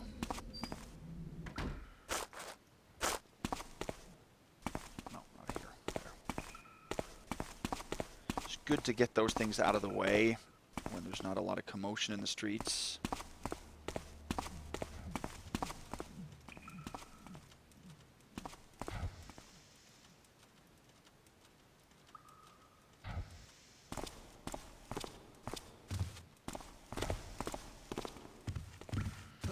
So there, I think he normally would have first alerted, but he doesn't give first alerts, so that's okay then. Let's have that key ready here.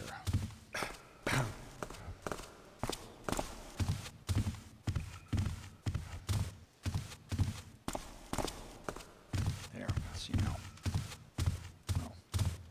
He will station himself over by the chest there, as you saw last time.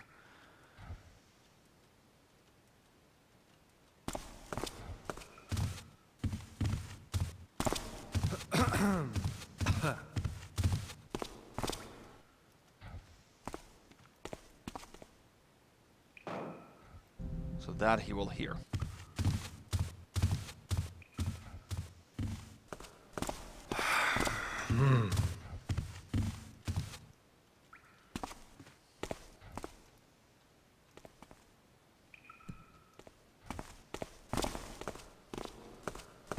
Okay, wow, yeah. Lucky that this guy doesn't give first alerts, because he definitely would have alerted there. Not sure why. If they don't give alerts, then you're fine. You can use that to your advantage.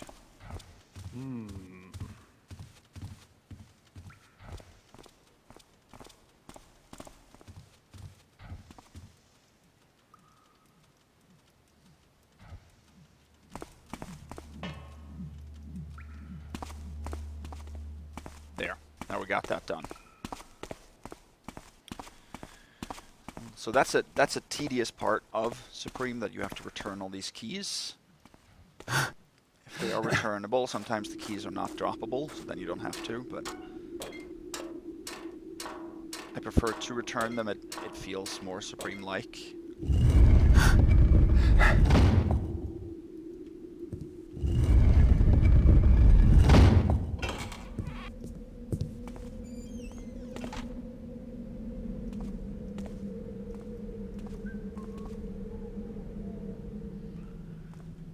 Basically just have to get back to the streets now. And that was not possible that way. Let's see if we can use this slanted roof here. Yeah.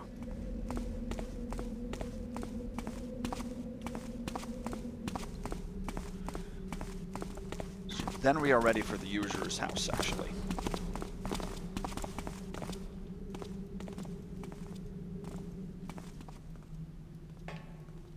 That they definitely were here. They give a settling remark. They don't give first alerts when they are stopped, any patrollers. But they will give a settling remark indicating that they were alerted afterwards.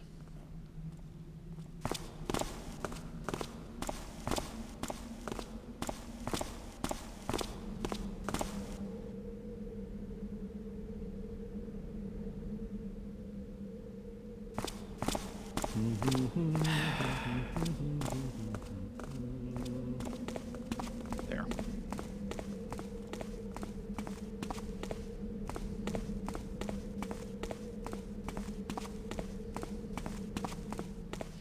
So there are some objective changes at the users. We're not going to trigger those right away. We're going to do a couple of things first. I'll explain that. Let's see.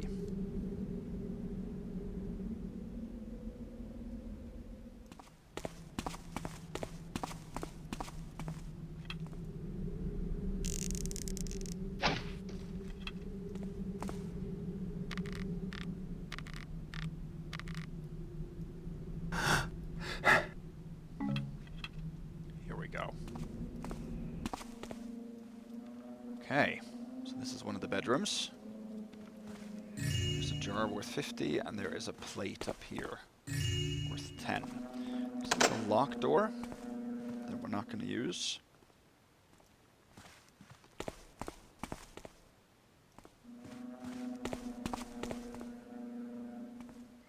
Okay, now in here,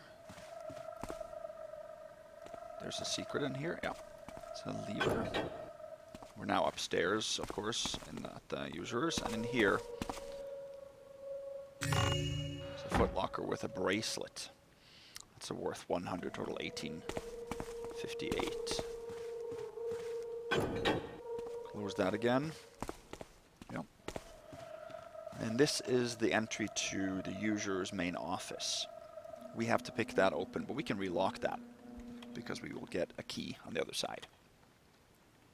That's important. Not sure why this is such a long pick, because there's nobody around. I guess that indicates that it's an important room we're headed into, which it is. Okay. There we go. So here is the usurer. Obviously, something's happened. He's been killed. When we read this, the objectives will change. So we're not going to read that right now. Instead, we're going to take the usurer's key. Lock the door here. And then under his desk is the pawn shop key, which we will also need. So let's do things in a certain order here.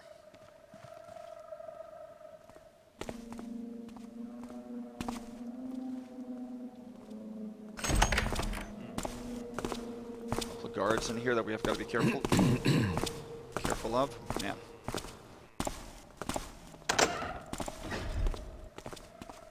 Head in here to the guards' quarters. Sword and blackjack, nothing we can pick up. There's another copy of the user's key. 2 copper coin stacks and 1 silver coin stack, 1878.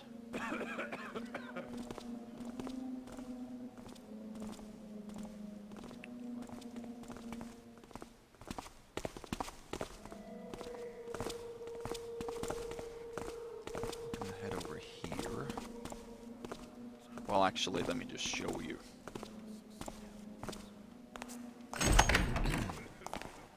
Oh yeah, this was that entry. This is the entry to the other guards' quarters. Here you can access his broadhead arrows of these 2 or this 1 archer. This guy's always facing north. The other archer pivots around and does a little loop. You can get both of these archers' arrows. There's difficult to see, but there's a ladder on the other side, on the left side. You can go up and pick his arrows, and these you can obviously take from this side.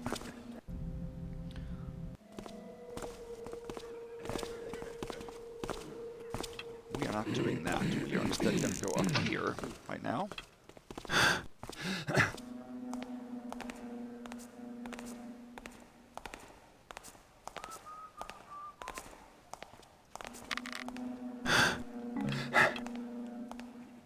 Guards might not alert to us at this point, to be honest with you.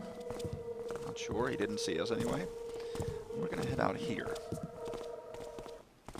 I'm gonna try not to, even though they don't alert the guards outside, I'm gonna try to be a little bit careful getting spotted too much. For a very specific reason.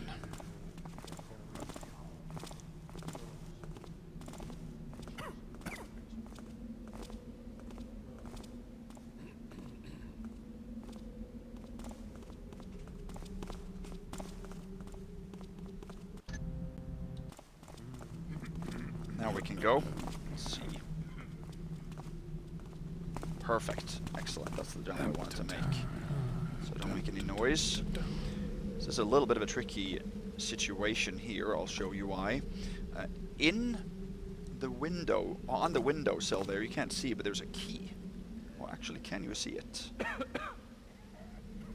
Yes, on the far right side, out towards the edge, you can see a key. That's the Public Works key. So that was the one you can buy at the start of the mission, but for Supreme we can't. We need a copy of that key. Now, the problem is, we need to return that key. And if we return the key after the objectives have changed, these guards are hostile to us, and they will hear the drop. So we will have to drop it back before we trigger the new objectives. So that requires some foreknowledge of the actual mission, and that can break immersion a little bit, but that's what you have to do sometimes for Supreme. I'm going to jump and get that key right now. There. Public Works key. I want to wait a little bit here until he is not.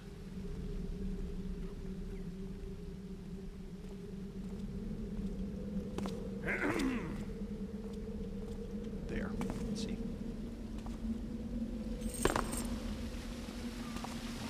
Drop in here right away. The canal. Come on, buddy. If you go along the bottom, you can go up here without push back down.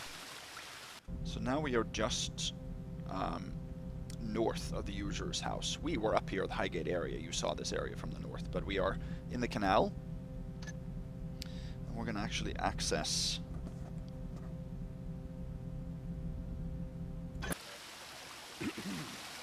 let's see.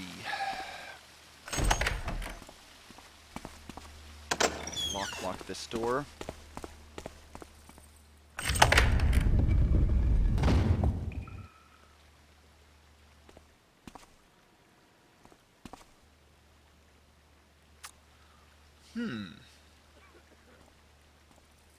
You can't block this door.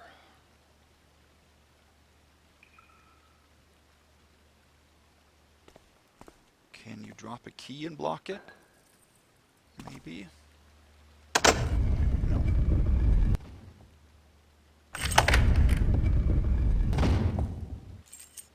Okay.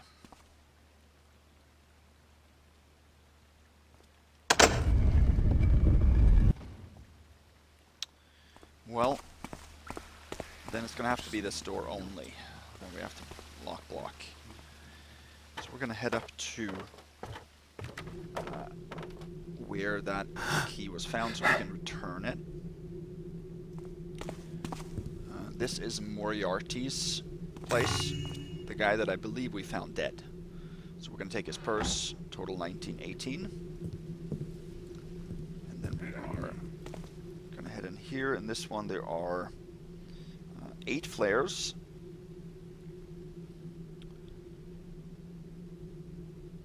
And then we can read this. Moriarty's journal. September 20th, 32. Sebastian called me into his office yesterday to discuss the recent power outages in the northern ward of Downlock District. There have been multiple blackouts as of late, and a slew of complaints from clients contracted to the department. This is all the more puzzling when we consider that Downlock is supposed to have an autonomous supply and provide substantial outflows to Hightown and Stone Market. Sebastian's guess is a combination of internal loss due to equipment failure and or neglectful operations, likely made worse by skimming. When he proposed an investigation, I immediately volunteered. It is going to be a fine change of pace from the usual, at least I won't have, to negotiate with acrimonious hammer contractors. Besides, some extra may well come out of this if I handle the problem correctly.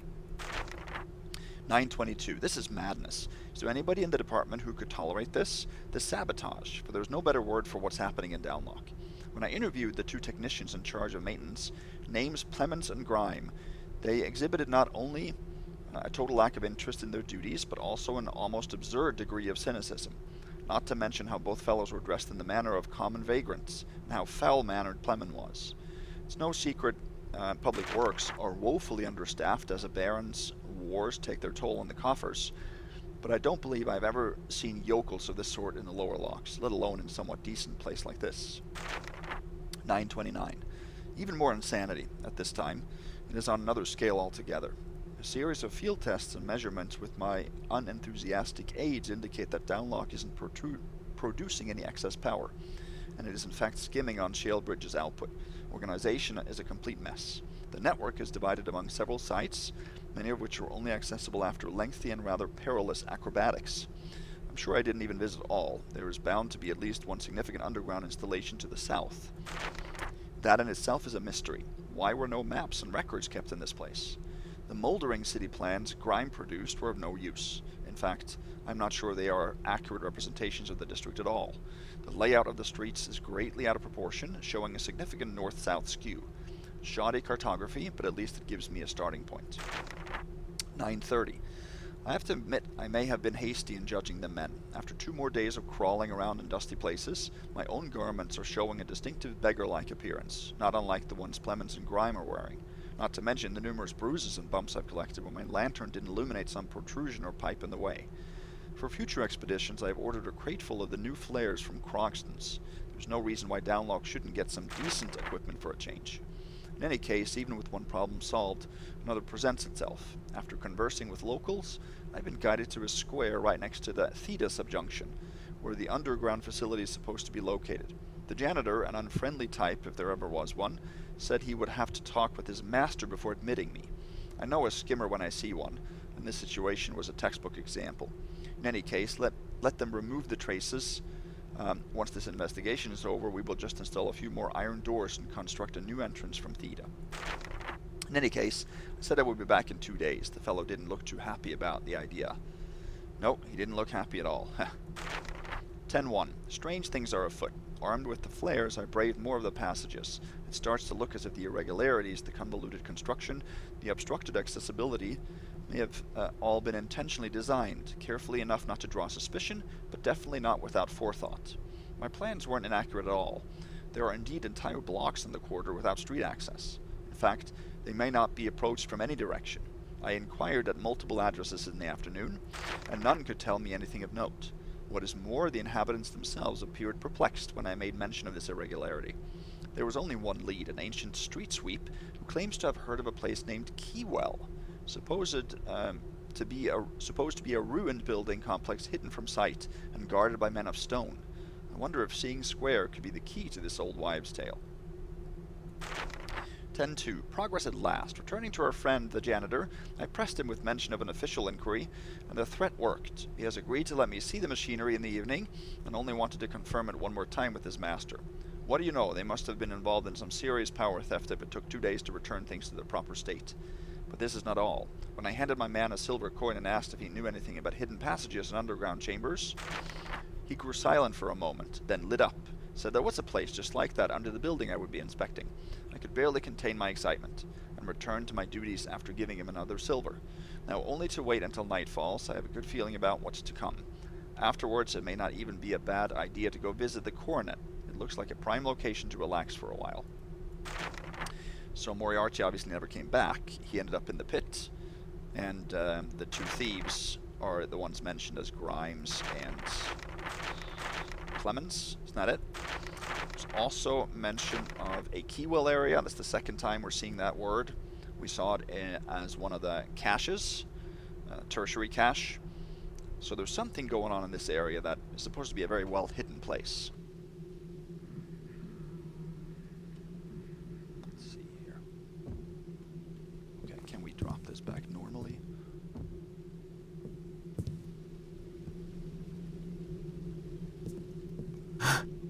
Leave it like a normal person here, come on. Can't, okay, then I'm gonna reload. Oh. My bad, my bad.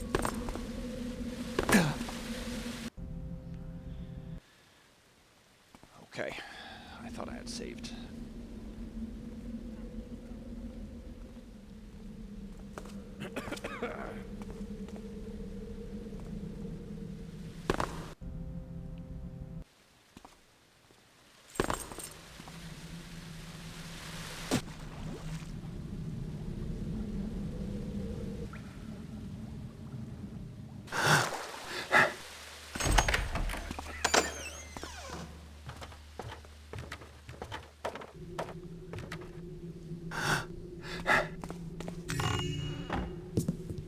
Okay, so now we can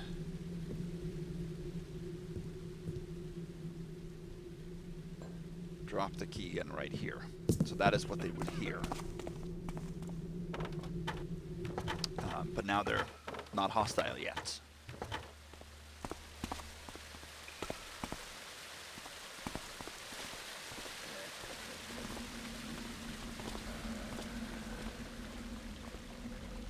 Across here as well, slowly. Okay, this is the pawn shop then, which we have the key for. We're going to also lock block that.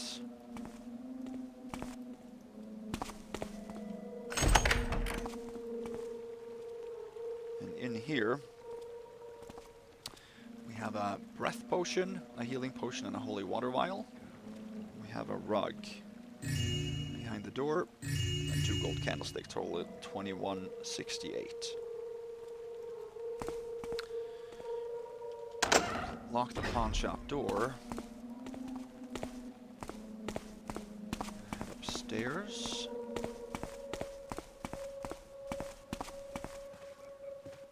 Return the pawn shop key. We really can't return that back to where it was. Haven't found a way to drop it properly. So the nearest logical place would be right here. And then we're going to return the Usurer's key. There. And then we can read. Let's make a real save.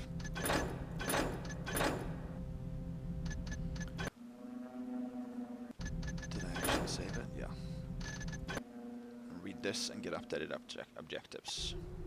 You have deep debts, my friend, and tonight you shall pay them in full. You should never have crossed me in our dealings. Remember that. How does it feel now to stand in this study awaiting death?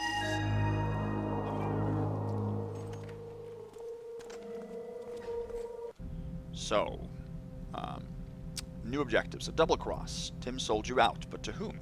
Search his house on Dog's Run for evidence. Deal with him any way you like. So that's the only new objective. But now, many new enemies have spawned around town, and all the guards have become hostile to us. So they are now on the lookout for anyone suspicious. So this changes things quite drastically for us.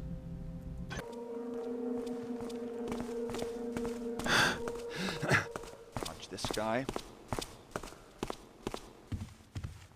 We have a murderer! He just comes up there, it's a scripted response, and then he turns around, and then he is completely calm again afterwards.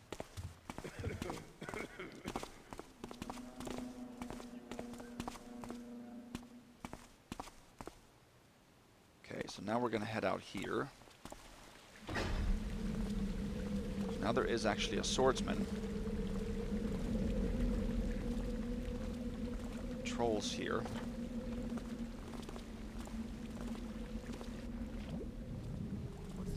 Yeah, I couldn't get there in time. We're going to have to wait for him to...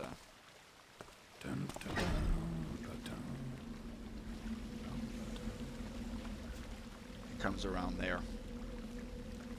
I have to wait for him to pass now, so now everything is back to normal ghosting.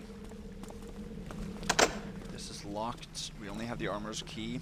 We returned the Usurer, the pawn shop, and the public works key. What's over there?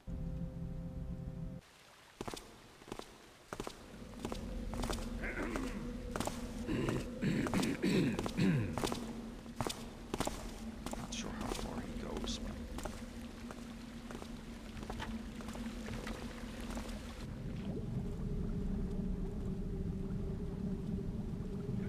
Let's see.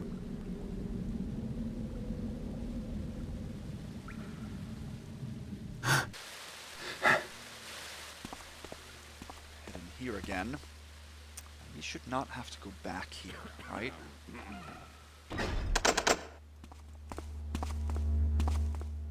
Now we can head down here instead. I do believe this is the right direction.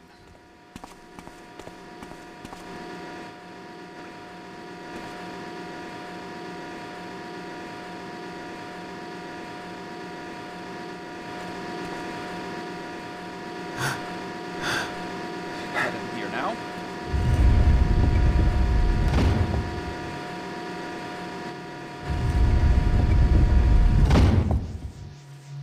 Yeah, this is it.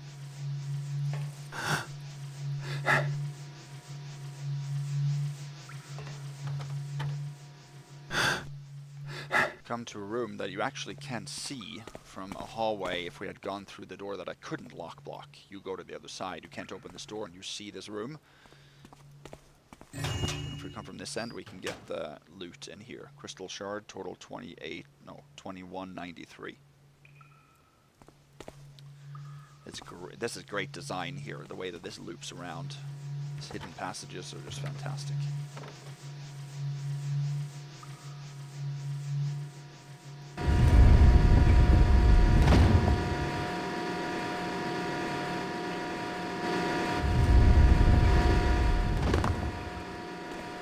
And we come to an area with two spiders, two small spiders. They can be a little tricky to pass.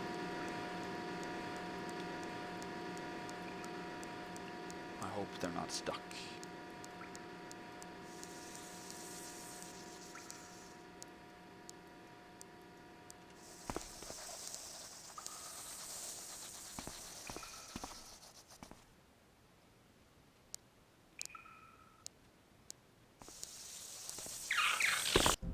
Let's see.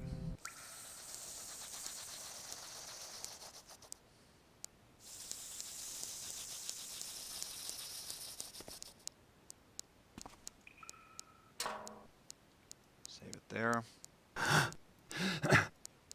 Stick to the shadows here and you're good. There is, okay, I think I'm going to use a rope actually up here.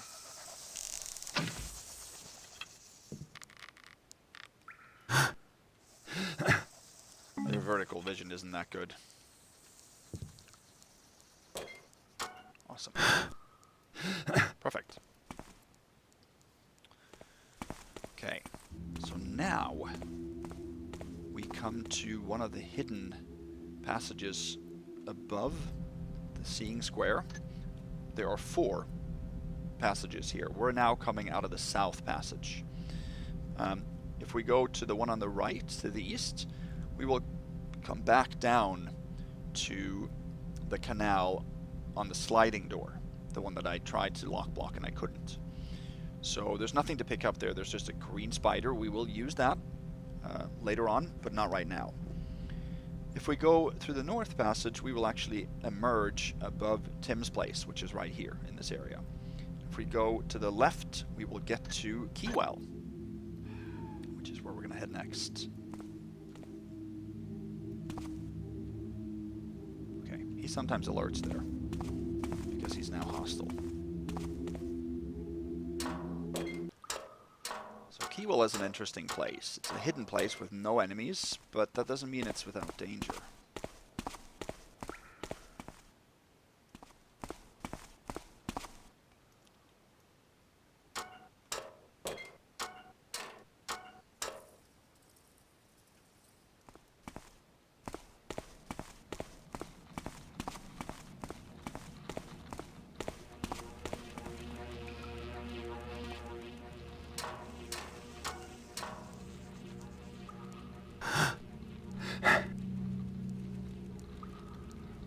Hear a spider nearby.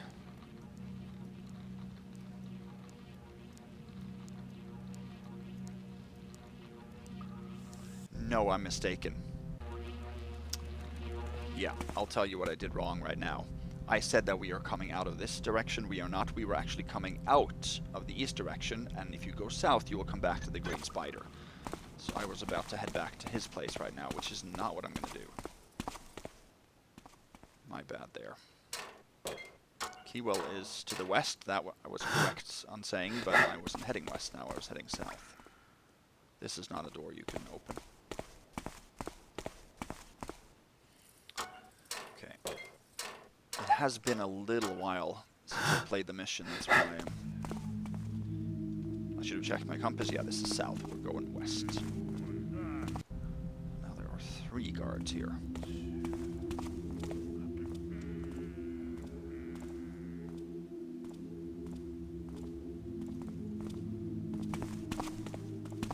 Here is where we need to go.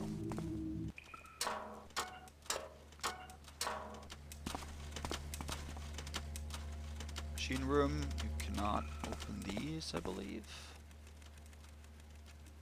No. Machine room with quite a few boxes.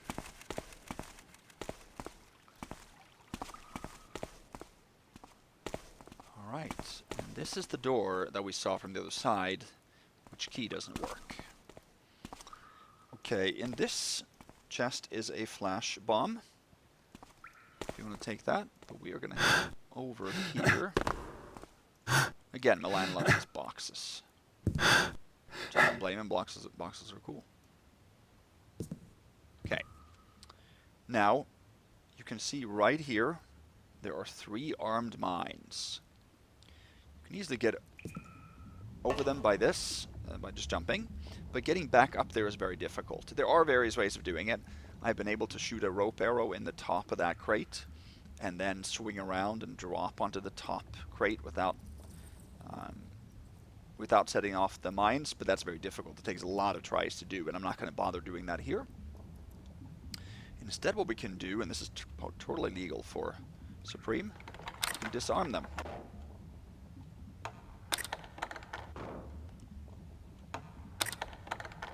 That is totally fine. Pick them up, and then when we leave, we can just drop them back, and they will rearm. So that is not a bust to any mode. Let's see. So I'm going to make a real save here, and I'm going to show you guys something that I think is kind of cool.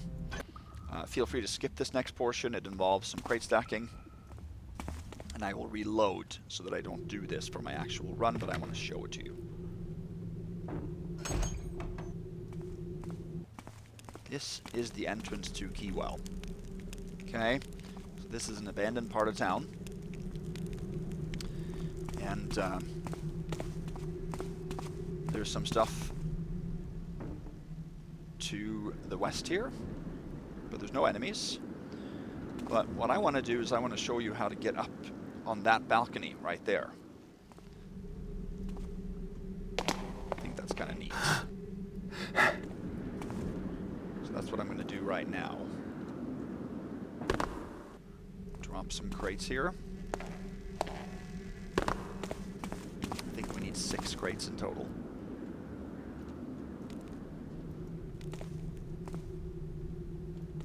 Okay, we can totally get in here if we just gotta walk. When you walk and bob, you actually dip down your head.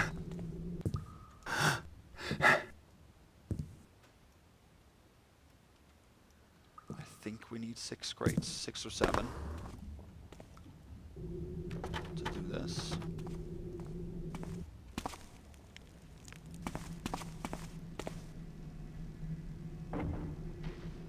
That we're not gonna do. Perfect, perfect, perfect throw.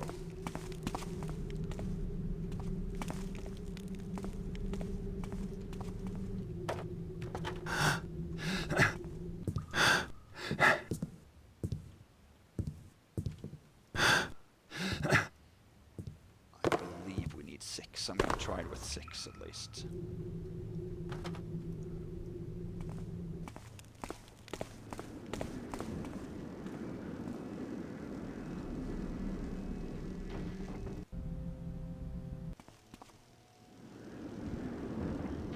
Oh, come on.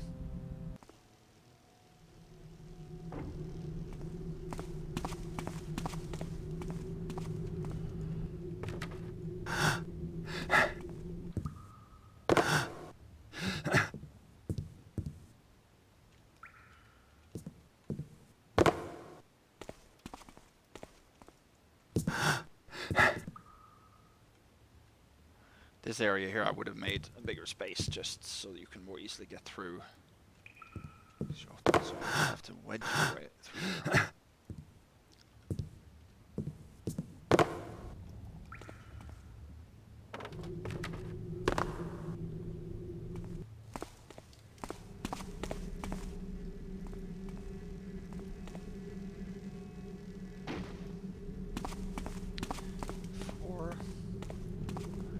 I do think we need 2 of the old-looking crates.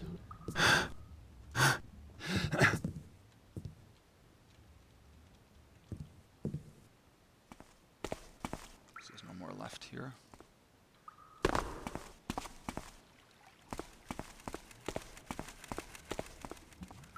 I'm not going to return all the crates because I'm not going to do this for my actual run, but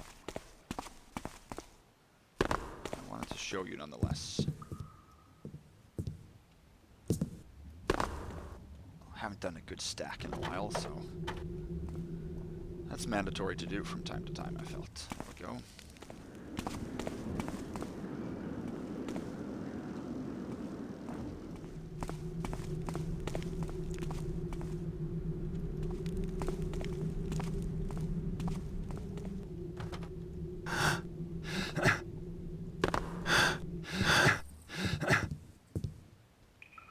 Just wish she had put like coin worth 1 or something up there.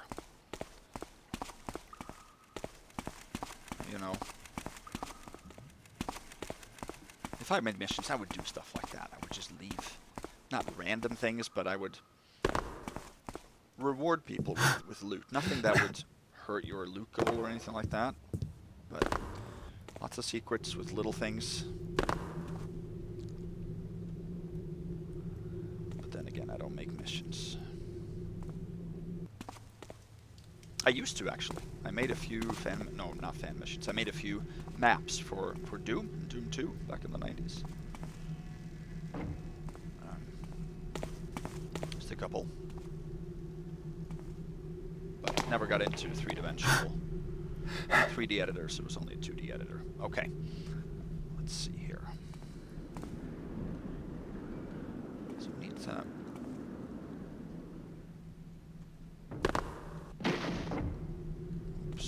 put a few of the crates up here.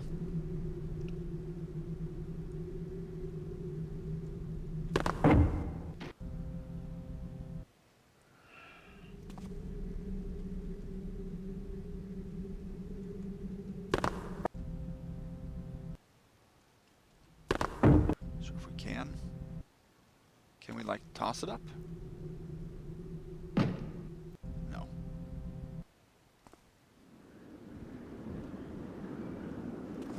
Well, let's...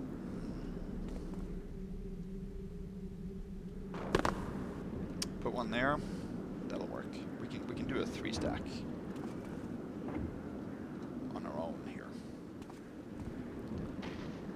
Pretty easily, I think. I think 6 should be enough. I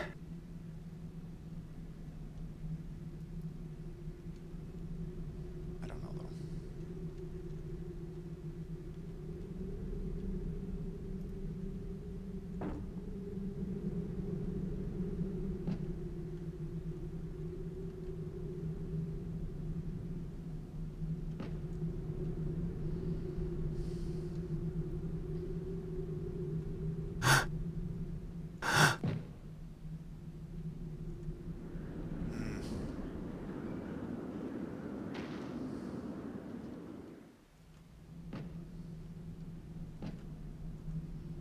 Okay.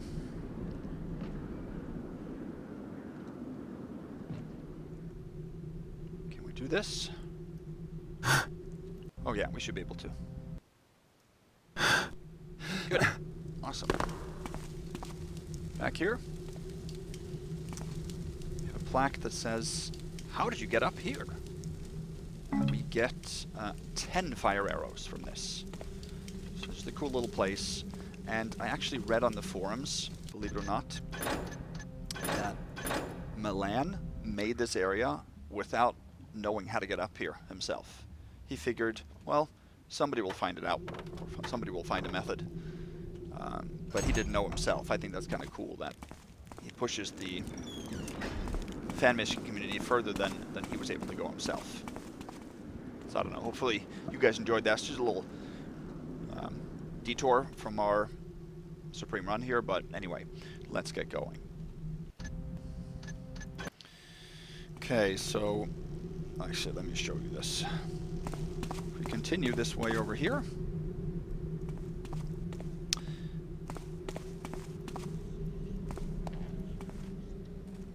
we'll find a door that isn't even fobbable. You can hear some creepy sounds behind it, but you can't go through there. There's no way.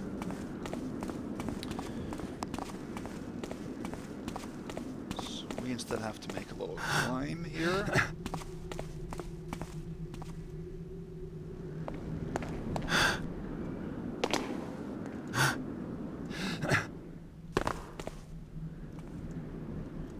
Oops. Make a jump.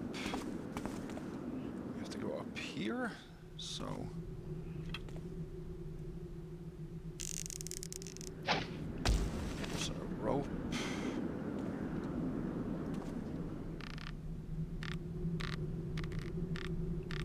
We could have climbed up on that too and jumped over, but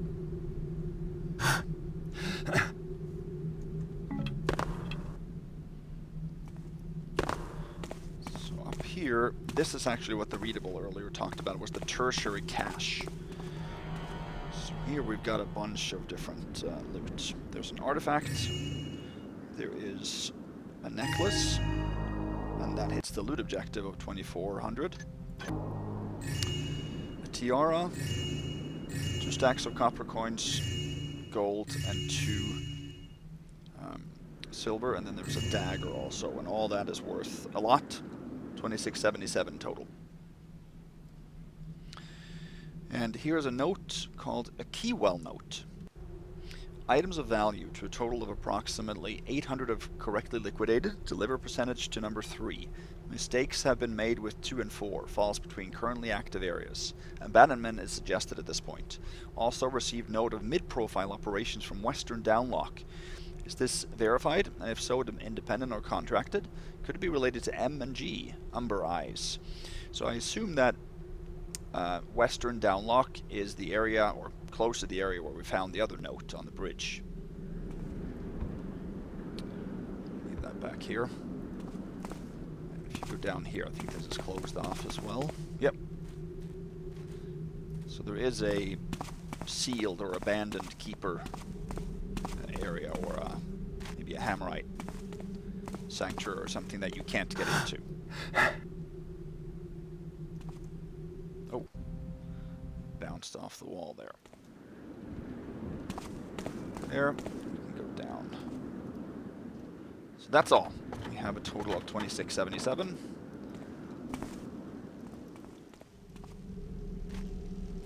Which is what we should have at this point.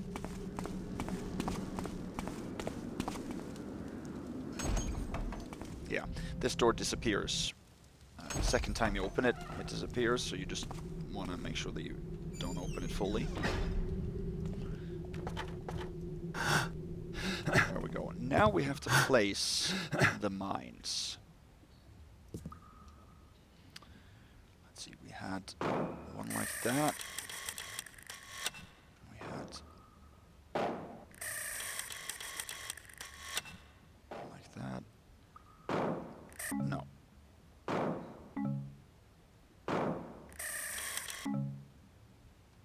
There. That's pretty much exactly the way they were. And they're armed, and you can pick them again if you want to. Not from up here, but from down there. So this is identical to how we saw it when we approached. So we're done in here. So we're going to head back now, and we are actually going to go to Tim's. No, well, not just yet, but it's pretty soon.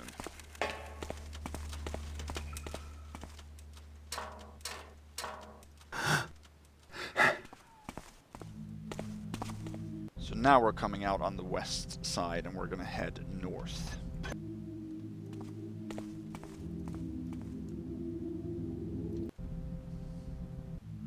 Don't want to land fully because then you make sound, but you can land in a mantle. That's usually the best.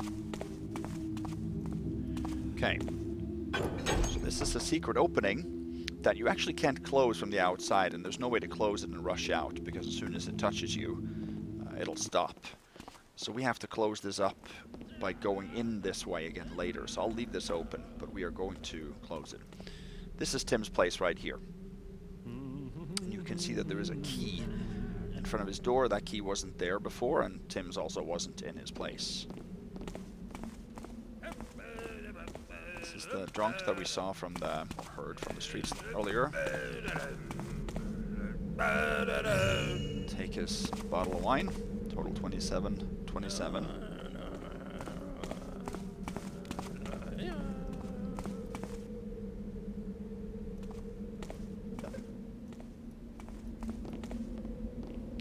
Let's see, let's drop here.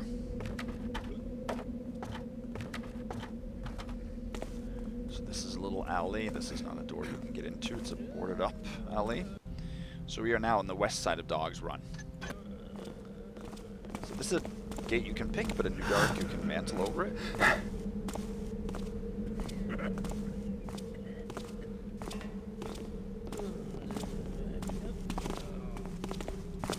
This is a new guard that has spawned with a purse.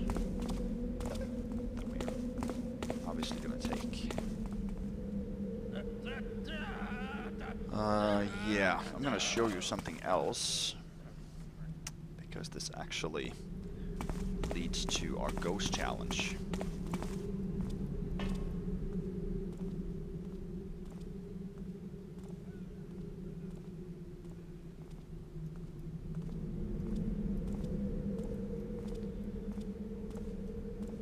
Let's see. Okay, so now you can see there is an archer up here with arrows on his back. There's also an archer up here with arrows on his back as well. And now he sees us, but he can't come down, so he gives frustrated. Yeah. So my ghost challenge for you guys is to actually steal both of these archers' arrows for Supreme without any Supreme busts besides taking the arrows, which is unnecessary, but for the sake of this challenge, that's your objective. Now, you can also, of course, come from... He was just there. From this Where end. is he? And you can come from here, or you can come from both sides. Whatever way you choose. And get both of these arrows without any first alerts, without any alerts from anybody. That is a challenge. That's actually quite challenging, but it's possible. I've done it. So that's your challenge. I can't remember what challenge number it is. Is it 58, maybe? Something like that. Pretty high in number at this point. So I only came out here to get his purse, really. So we're going to go back in here.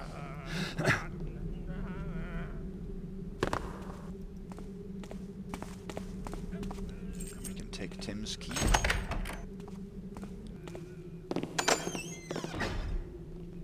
Head into his room. Now there's a mine here, as you can see. If you stick to the left side, there's another mine up here on that side, so then you can stick on the right side.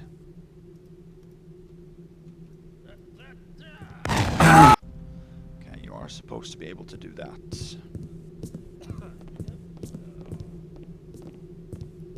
Yeah, I just went out a little bit. There's not much in it. Okay, so Tim's is in there. He doesn't come down this way, and this is an empty room pretty much. There's quite a bit of loot in his bedroom. Just to the right in there.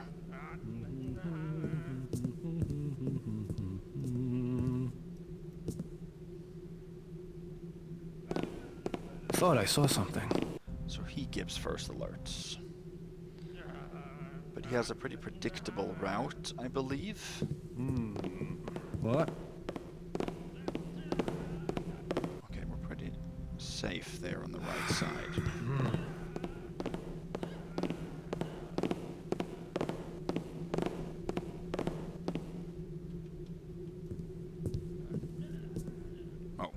He doesn't give first alerts when he's standing still, so I'm going to wait for him to be stationed over by the table.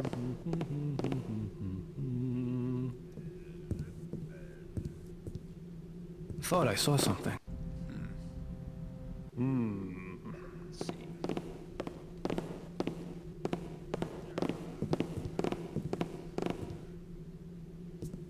Do this.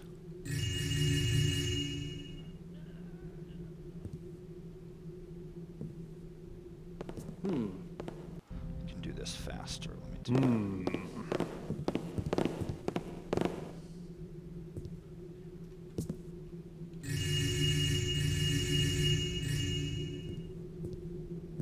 Thought I. Who are you? So it goes that way. Okay.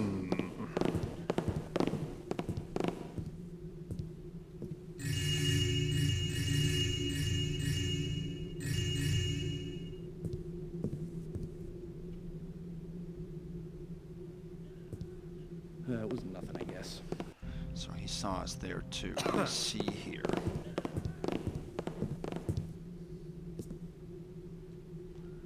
I think we probably can wait here. And here there's 2 water arrows.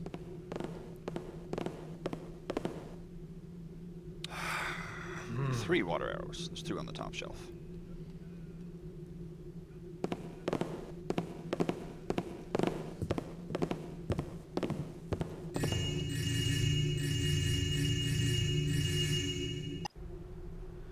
So here's a readable. I saw Brewster yesterday on the gallows, there among the thieves in his black coat. He looked bitter now, not like when he threatened to sell me in while his whore was toying with his collar. Brewster, always the confident man, could never imagine he wasn't perfect for a job, any job. Even for a job involving a powerful judge's place in Hightown, a swarm with guards. Perry gave him the tip I wanted to sell to someone else. Perry was just the first to cash it. And who could fault him? Yet on the same day Brewster received his tip, so did the judge. Quite the dramatist. It is said he received his guest in a toga, even prepared a mock trial. A trial? Not bad.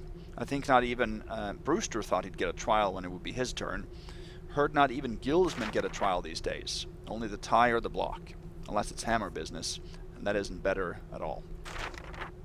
And then here's Mifflin's. Mifflin's with his good pal Grover. They're going to hang one day, no matter how clever Mifflin's thinks himself, but not yet, not likely. Too small. And they've got the sense not to cut the hands that hold them like Brewster did, or Garrett. Just like Brewster with Garrett. Just like Brewster with twice the self-righteousness and half the decency.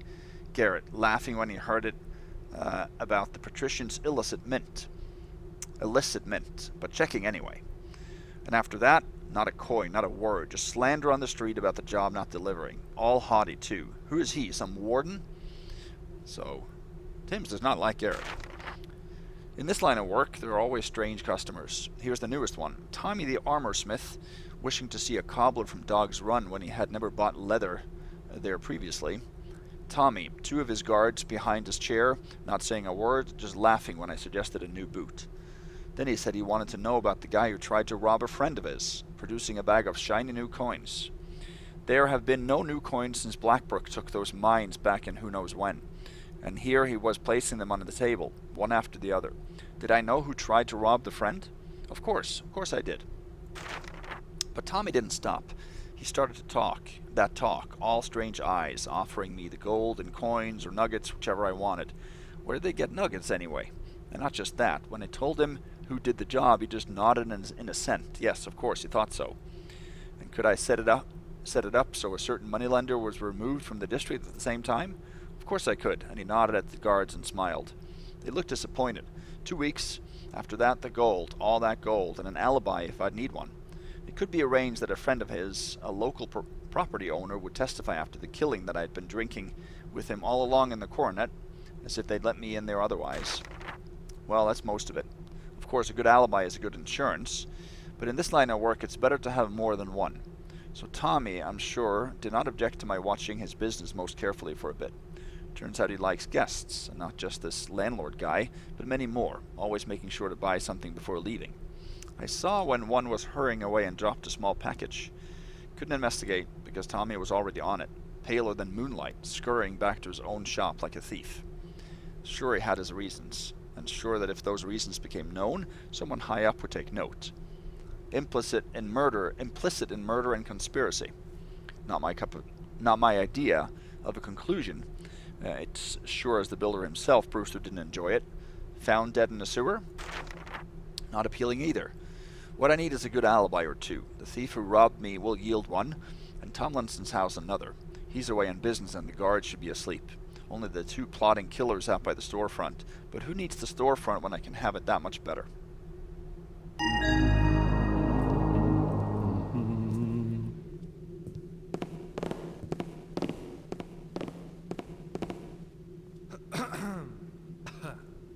Okay, so I am sure that he saw me there.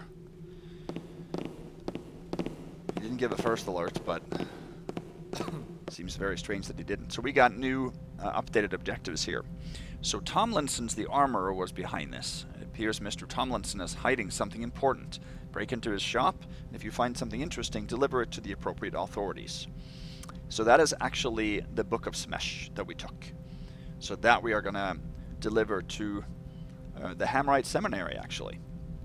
That's the appropriate authorities around here.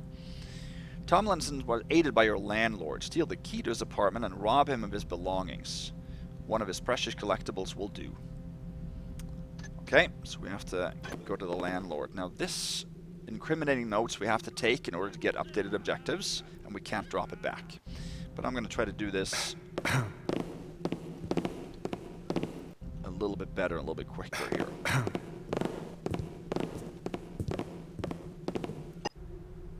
Thought I saw some. Okay.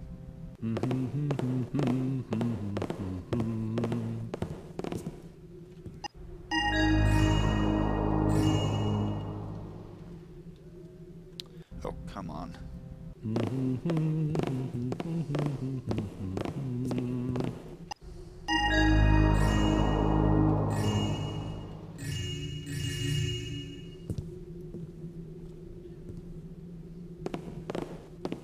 That was nothing.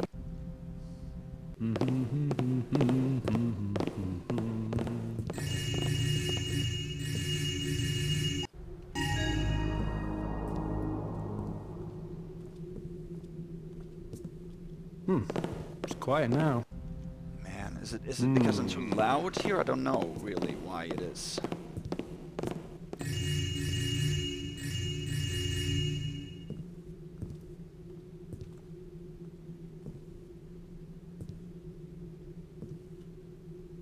We'll do it in 2 runs then instead. Because he definitely didn't see us there.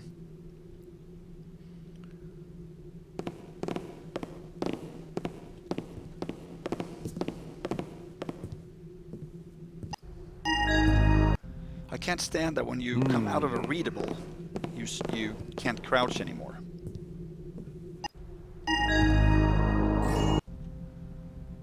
Not sure what's going on here with my controls. Not working very well.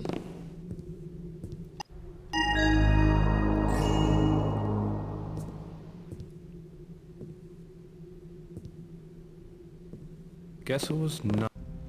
Okay, we gotta go back then to the...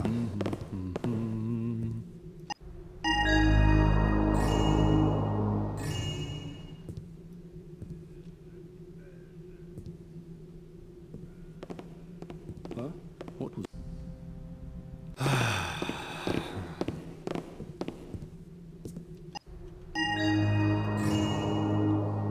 Huh? Okay, he does see us there. He does get first alerts when he's stationed there. That's good to know.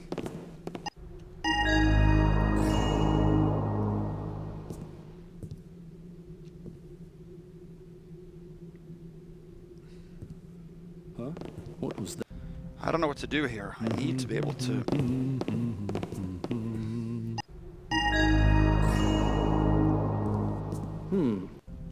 Okay, he doesn't alert when we...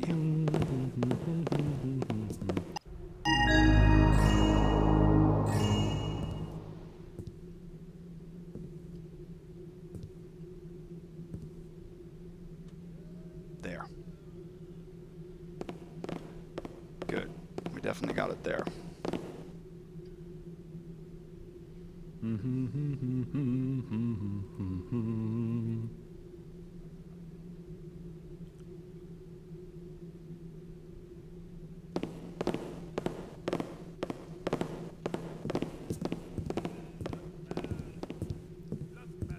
There, now we can leave.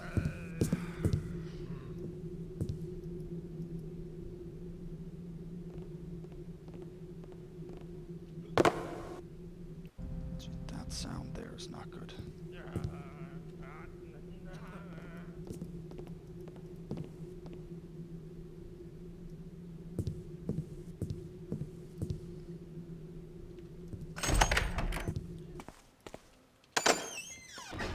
Drop the key and we're good. It was a little more tricky than I thought it was going to be. Okay. So just to summarize what we need to do now. We've gotten the item. That was nothing. So he saw me jump from the ladder.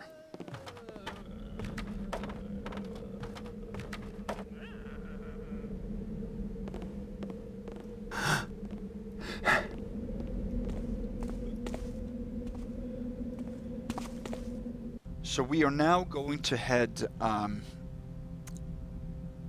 from Tim's place here, and we're going to head over to the Coronet, because that's where the landlord is.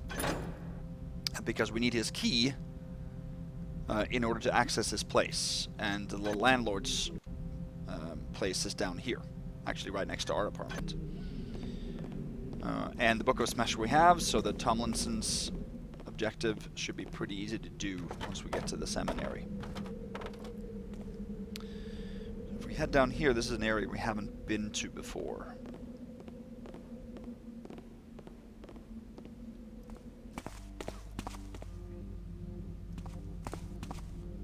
Oh yeah, this is the area that I showed you guys you can't get up to. I was wrong there. You do get up and move through here.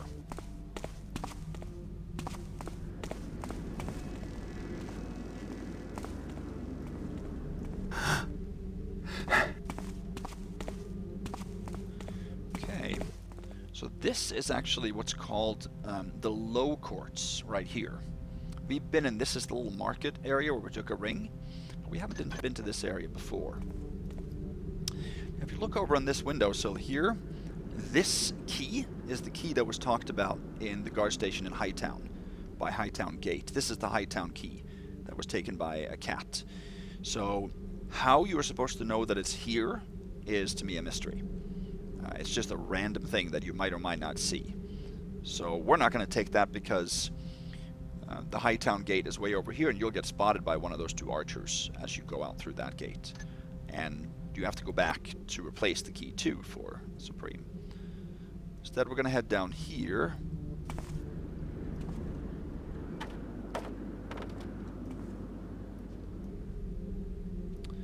And this little courtyard here, there's really only one thing.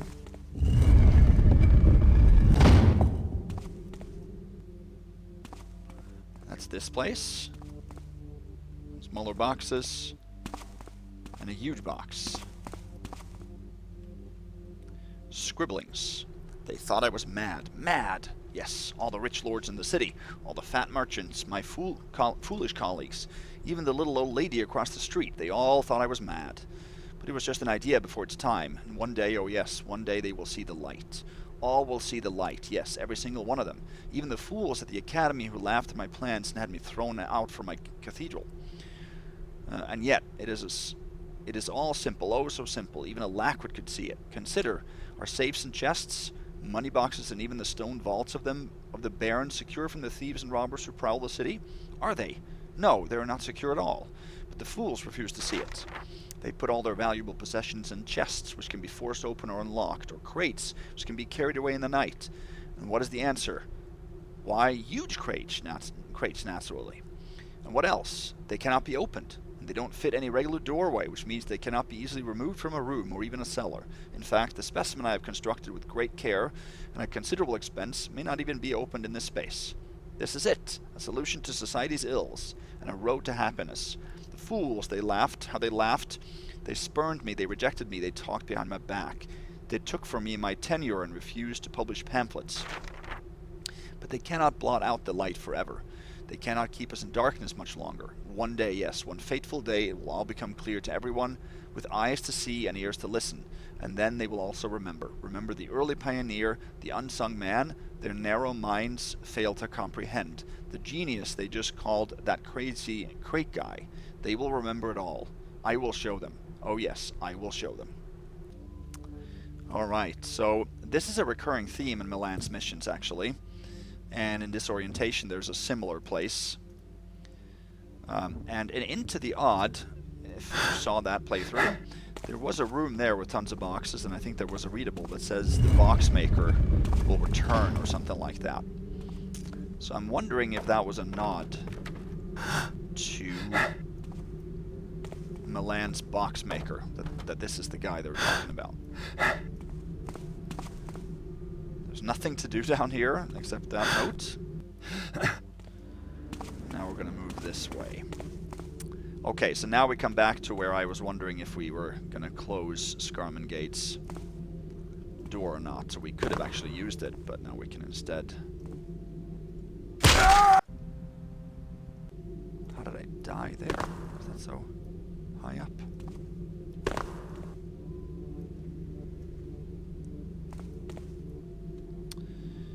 Okay, so we are going to head...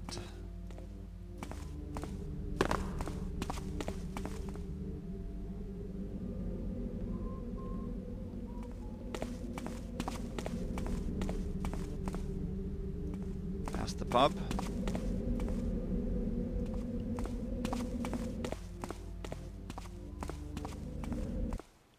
And over here. Let's see, the archer there, and then there's a lantern guy that can come from here. They can alert us, but I don't think these brown guards will. I think they are still neutral, actually.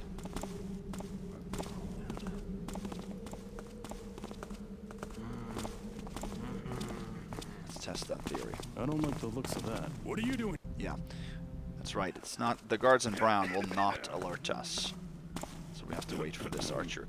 So the landlord is actually now inside the Coronet in the restaurant. And he will alert us, and we have to get his key. I'm bored. 8 hours. Get home. We can do that if we stand here. He's over there. See, he's got his key. He comes over close to this nobleman, and when he turns around and goes back, Because I've been here only a few we can months. scoot out and get his key. I think that I can just get away with pushing me around. I'll show them someday. Someday they'll get to what they deserve. It takes long for him to move, so we just have to wait.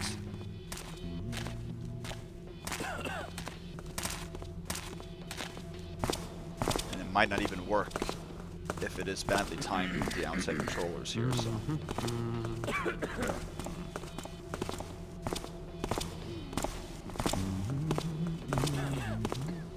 I don't know why these guards are even here, because they won't even detect us stealing anything, so. Okay, now he comes. Okay, I'm hoping that lantern guard isn't going to come right now. He is. There he is. You can see him. Oh, that is so typical. Well, we might actually be able to do that.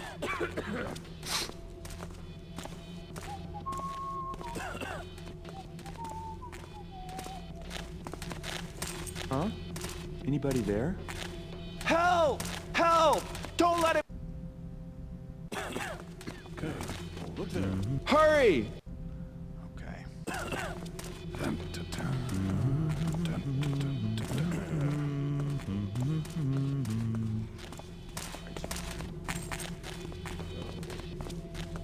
We did it. So the first time the alert came from the landlord, he saw us, so he will alert us like normal. So we got the landlord's key. We have to come back and drop that off, but...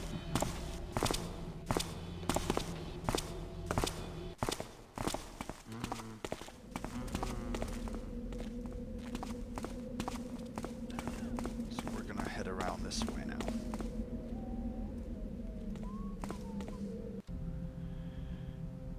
So we'll go back down.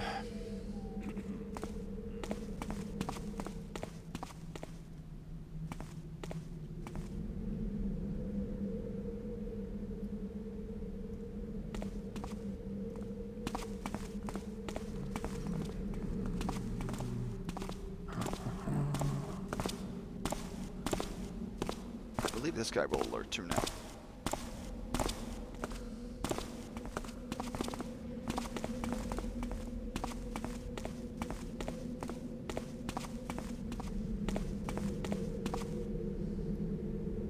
Okay. Now there's a couple of guards here.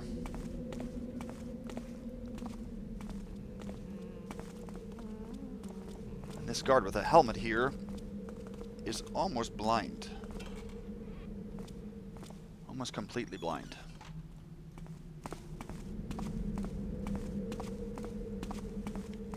Pretty much run up here.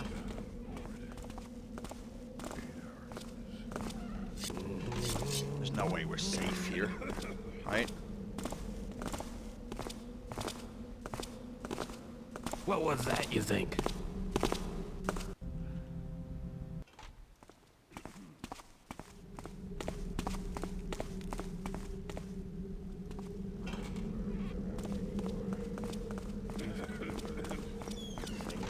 Think we can wait here then? That guard we saw before. Just don't hear them no more. Time's sad.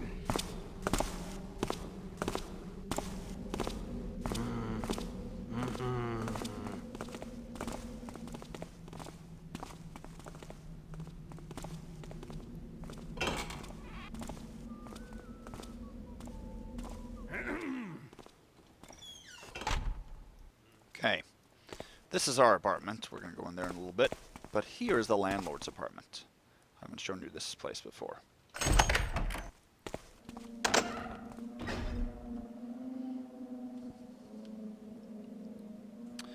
So in here, we can take an artifact. Total 29.97. I think this is just a bath. Nothing of interest really. We can go into his quarters and read a couple of things. So this is just a ledger really, where he probably has charged something from tenants, Woody, Krenner, Talbot, and Smite. Now what's very interesting is that we are actually Talbot. We go by an alias of Talbot, and that is pretty clear too in the two Dark Mod missions in this series. The second and the third mission in the 5-part series, this of which is 4. They're called Talbot 2 and Talbot 3, those two missions. Return to the City and can't remember the title of the other mission. So we go by Talbot. That's our alias. So Krenner only paid 100 1 month, and then the next month he got a warning. And then there's a new tenant, Meller. And then Woody got charged extra because of damage to premises. And then you can see how we've gone from 300 to 700. So he has more than doubled our price. Then we've got Landlord's notes here. 620. Finally found a new tenant for the hallway room named Meller. No recommendations or known warden, but clean and respectful. Why is it that those who inhabit the most affordable premises are in turn the most reluctant to pay their dues? In any case, I'm clear of Krenner, and good riddance. 719. That idiot Woody has done it again. The cheapness of the gin, and the manner in which he has had disposed of it, speaks clearly of his character. Street scum, all of them. 50 coins for the new carpet. At least the merchants on Stone Market are reasonable. 723. The new fire poker arrived this day. It is just like I had spotted it at the Usurer's. The wait was inexcusable, but the fellow insisted he would have to take the customary time. Ha, as if his clients could pay the margins he asks. 726.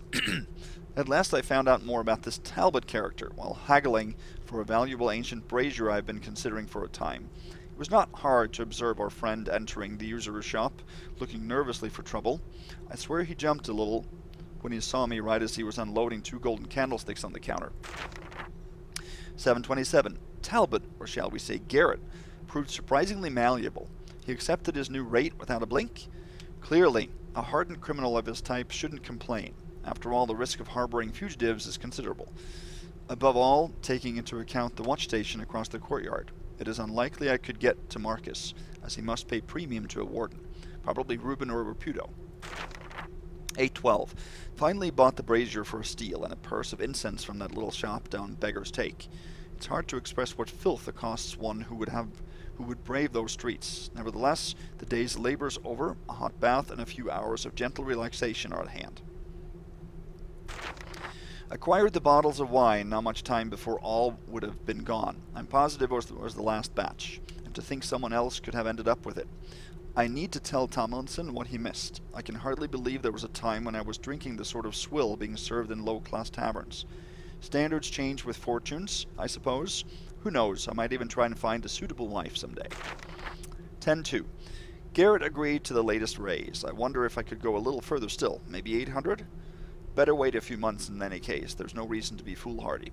If I raise on Woody next month, and Meller after, I can still afford that new painting, and maybe even some other bauble if I bargain right. Tomlinson's proposal is another interesting possibility. I will lose a steady revenue source, but the payout will allow me to move against Fletter and corner the downlock market. Either way, the painting can be had sooner or later through the appropriate channels. I wonder if our new acquaintance will be up to it. I will need to ponder the question. Interesting. A lot of sort of interconnected systems of crime and corruption here in the city. It's a little bit complicated to follow, but it's a very nice setup for a believable world.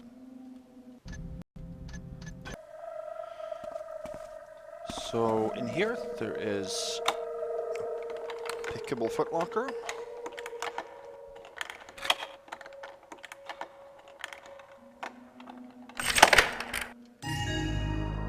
And once we take that rug, which was worth 150, total 3147, checks off as one of the collectibles from the Landlord. So now we get that objective complete. There is at least one other piece of loot in here that can serve as a collectible. I think this fire poker here. So in here there's a bottle of wine, a goblet, and then a fire poker, total 3412. And that is it from the Landlord. So we are almost done here, actually. We basically just have to take a couple more pieces of loot on our way out. Ooh. I knew there was a guard coming in here, but I don't... Yeah, he doesn't come actually down this hallway. Okay, once we've been at the Landlord's, there are a couple of glyphs here present.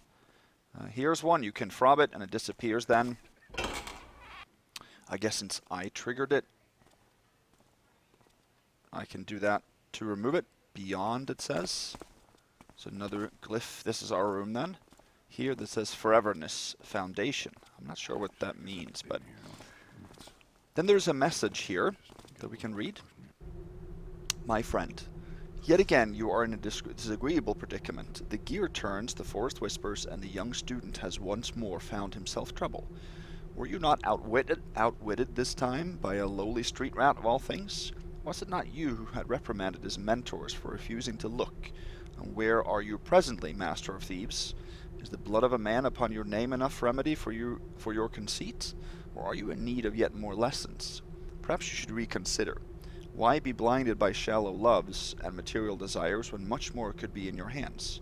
Are you content living on the streets, stealing from others to chase dreams that remain ever unfulfilled? Was it not this very life you wished to cast away when our paths first crossed? Or are you still awaiting the one who would finally recognize you for a master of unmatched ability? Is base flattery the extent of your imagination? But perhaps that is your true lot, to wallow in self-pity and escape the responsibilities of a grown man. Surely we have provided you with more than any other. And where are the thanks? They are nowhere. You are never at peace, but there is always someone around to blame. That is us, so are your patient benefactors. Here, then, is the implement of your freedom, Prince of Naught, as a token of our amends for transgressions that never were. Maybe you can make something of it, or maybe not. Can you read the glyph still? Or has vanity already robbed you of your once impeccable vision? Okay. So obviously a message from the keepers. Now, on normal difficulty, there is going to be a key here. I think another copy of the Hightown key, so you can leave with it. The keepers leave that for you. That's not present on normal or expert or hard or expert. Only on normal.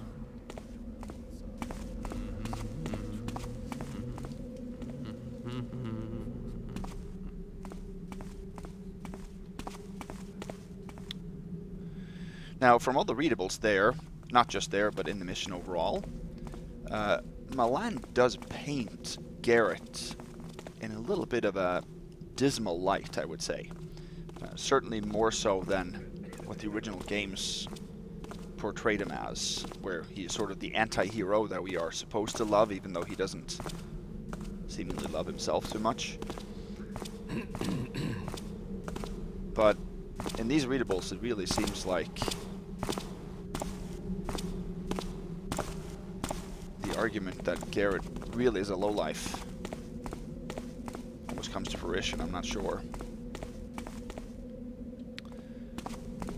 Certainly that he is a big part of the criminal underground, even though he's working by himself. Okay. So that is an interesting take on Garrett's character, and I don't know if I probably agree slightly with that. Okay, now we just have to return.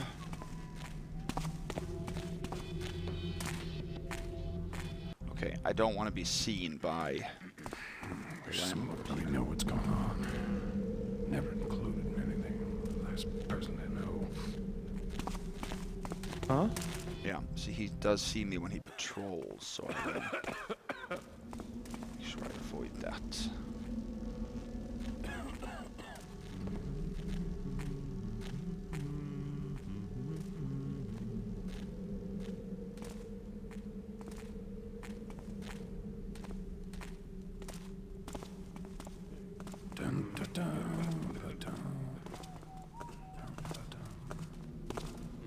Maybe next time. Yeah, the archers are extremely weary. I want to go a little bit faster here. The archers in all of Milan's missions are extremely alert. Smells like old meat. That can't be me. I washed a few days ago.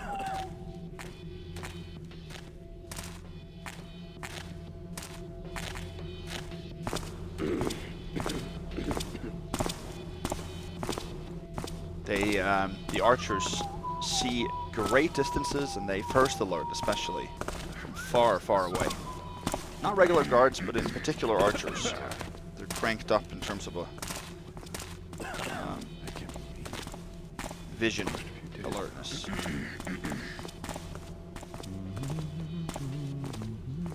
And that's an interesting aspect, actually, of the dark mod, which I will talk more about, of course, when we start playing that, is that since the highest difficulty is required for ghosting, then you're required to crank up the AI alertness both for hearing and vision for that mod.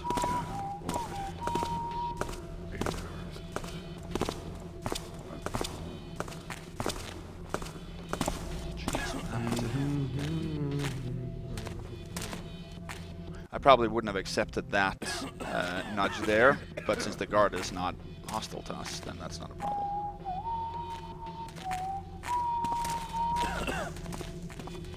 There. We've dropped it along his route. We are good.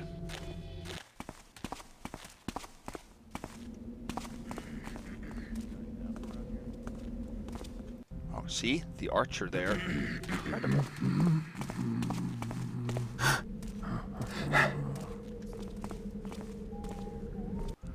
He saw me there too.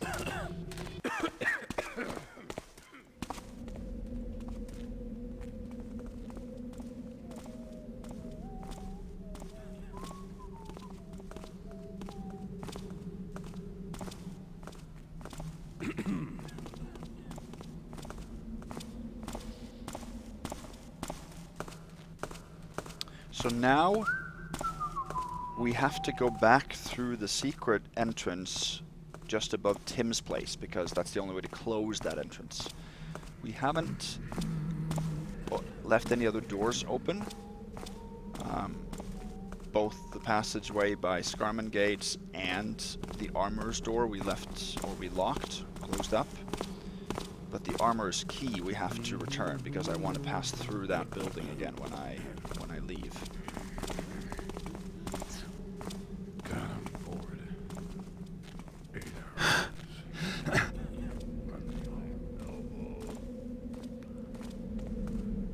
I think he turns around here. Yeah.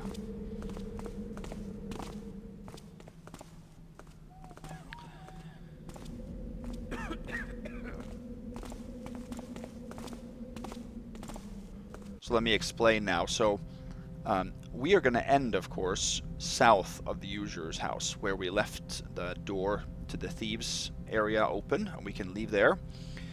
But you have to approach the Usurer's house from the south, and I'll show you why that is, why we can't go back through the Usurer's house. We could have done that through the pawn shop, but you can't do that. You have to approach this exit, and that's the only exit we can use. We cannot use the Hightown exit. You have to approach from the south, which means that we have to go through the streets here, past Tomlinson's. There's no other way to get to this area here without passing through or in front of Tomlinson's house. And there are some more guards that have spawned here.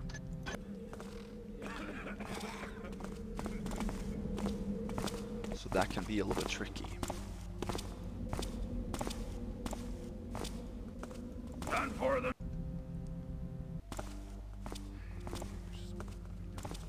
There are 2 more pieces of loot that have spawned. And we have to drop off the Book of Smesh by the Hammerite Seminary.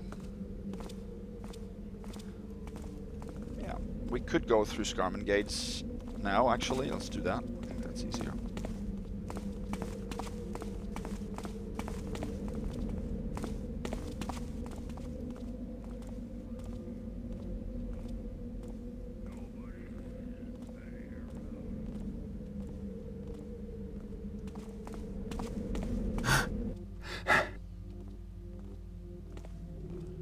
We didn't spawn him, so he's not here. There we go.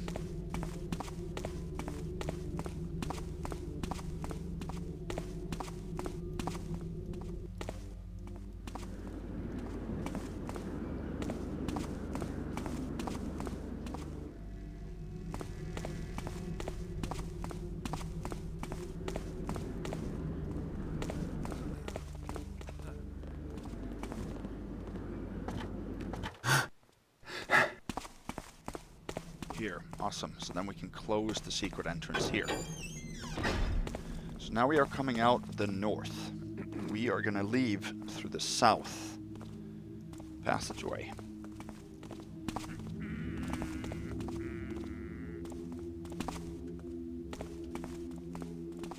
Here. This is the one I accidentally took earlier.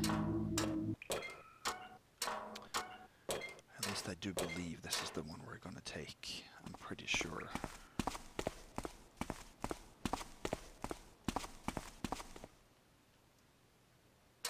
That way I can also show you the full extent of this one.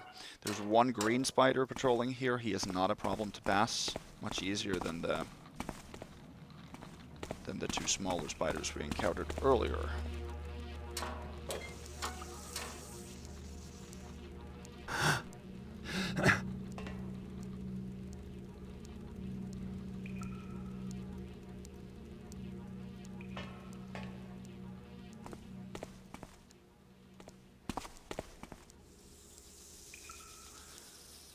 Let me show you this. Oh, no. This is where we're going to go. I want to just pass this spider so you guys see the other end here. This is an area we haven't seen. So this is where you're supposed to sort of first enter or encounter that spider. Here is a hammerite door that you can't open. Lankweiler inverter type 3. Dangerous conditions, do not frob. If you frob this, everything explodes and you die. No way to avoid that. Another unopenable door, and this is the windows into the area where we were and took the crystal, if you remember that. If you follow this passageway down, machine rooms,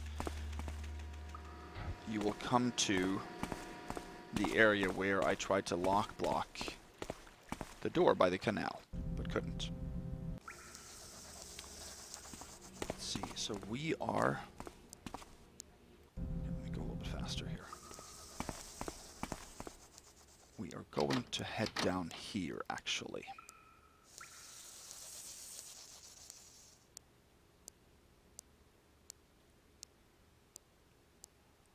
Let's see, is this possible for me to do here? And close these two?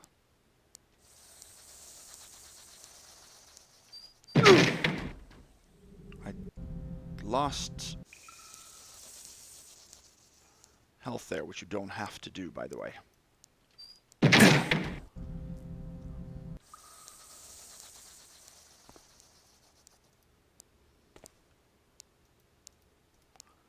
See, maybe this isn't the best way of going here, I'm not sure.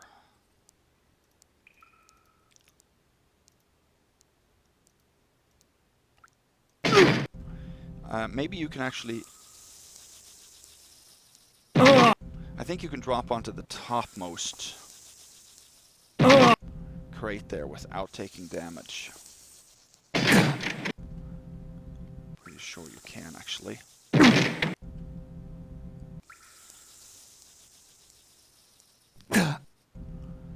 I've done that before. But you bump into the...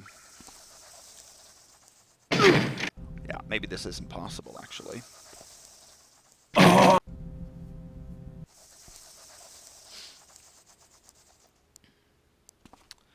Can we shoot a rope into this? I doubt it. No.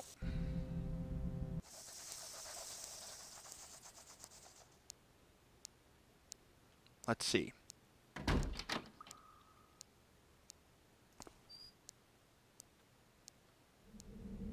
There we go. That's how you do it. You can use that to sort of break your fall. That's good. Now, can we close those two?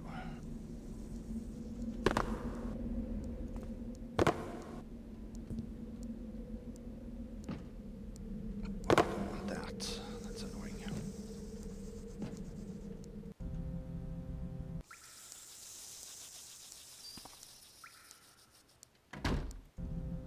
Let's see.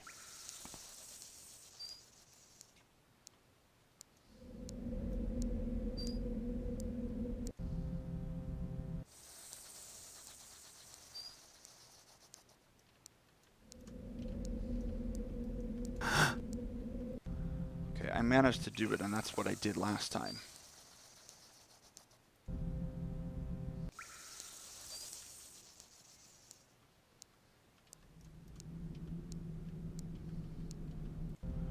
Okay, maybe this isn't the best way of doing it because I can't do it consistently here.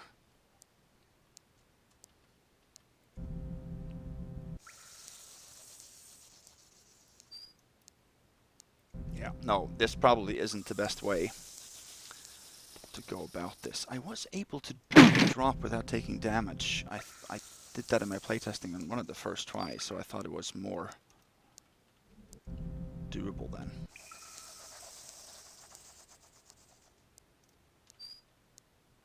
Okay, there, we can use it slightly. Let's go for that.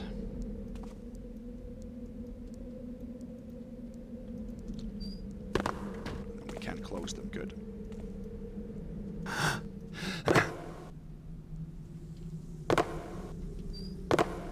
Good. There we go. That was fiddly. But I guess it worked. So now we are here by the kitchen entrance to Tomlinson's. We could pass in front of Tomlinson's, but there are now 2 more guards in the streets there. So that I don't want to do.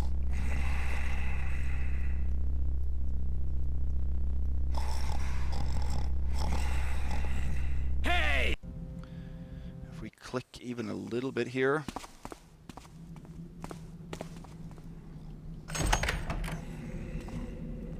Now there is an archer in front of Tomlinson's that when I played it, that spawns. There's a patrolling swordsman, and there's also an archer that is supposed to be patrolling. But in my original run back in 2007, when I did Ghost the mission, that archer was stationary. And I have had other players too say that they found him stationary. And if he's stationary, you cannot pass him without a Supreme Bust. That's why I said that it might be possible to Supreme Ghost this mission.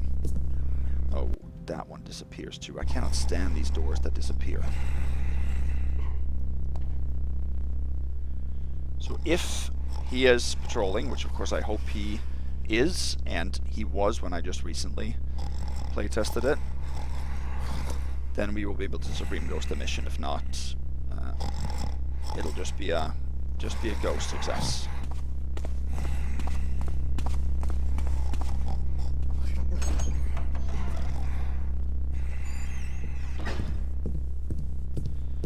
Now I hope that they won't hear the dropping of the key here.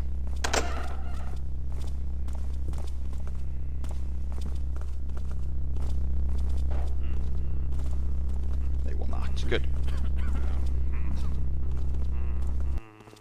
Good. He is not stationed, because he was always stationed next to the gate there.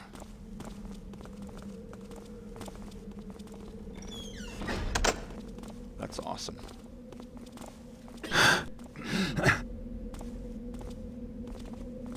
There he is. Awesome. And there's the other patroller that have spawned. So that archer there was always stationed next to the gate.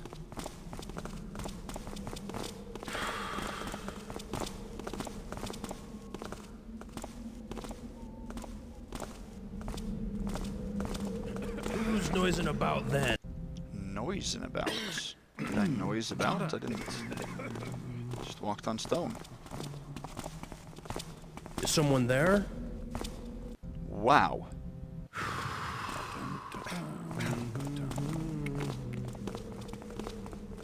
Who's noising about then?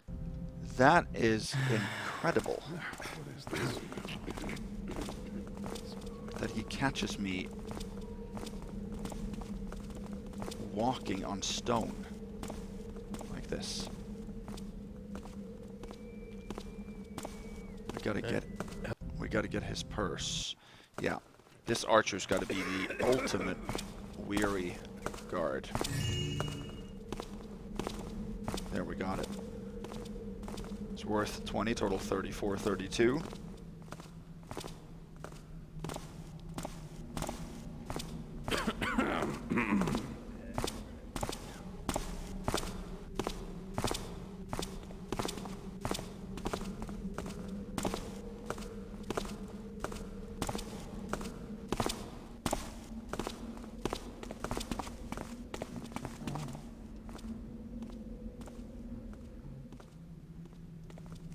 see us. Alright, awesome. Okay, the last piece of loot is in the same place where we have to drop off the Book of Smesh. It's over by the Hemorite Seminary, which is up here. We haven't gone up here yet.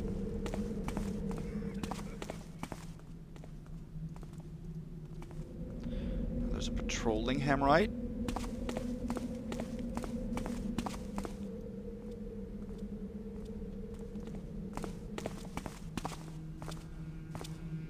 And there is a patrolling and stopping Hammer Priest. He's the one with loot. He has a hammer on his belt.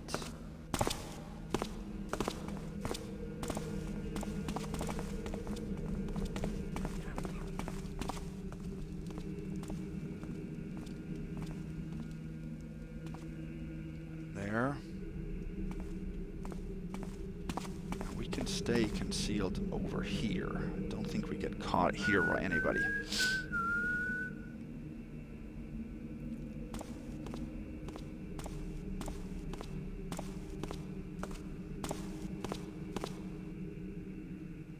When he heads back, he just has that little loop here back and forth.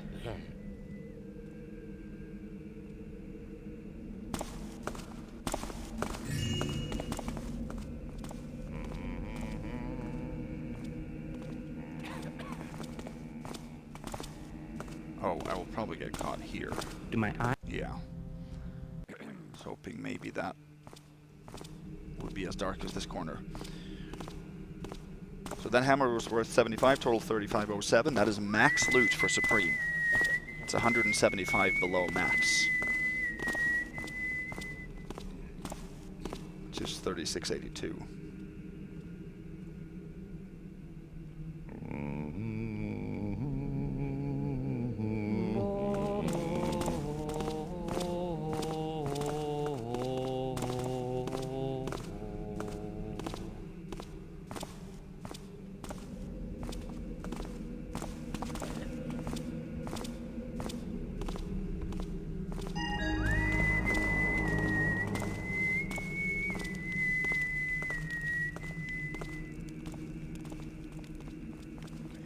Give an alert there.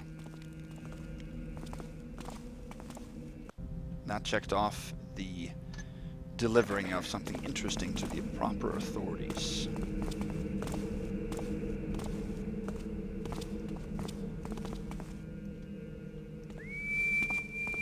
That's it. We just have to end.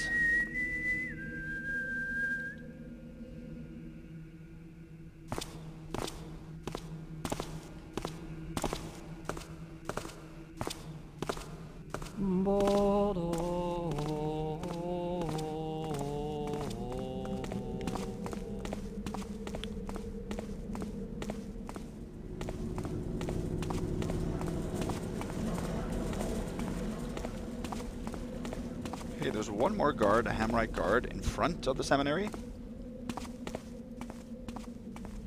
That we haven't seen yet. We also have the priest up top that can't see us when we are down in the streets. Now this front door guard here doesn't alert hardly anything. No, he can't. This priest can't see us.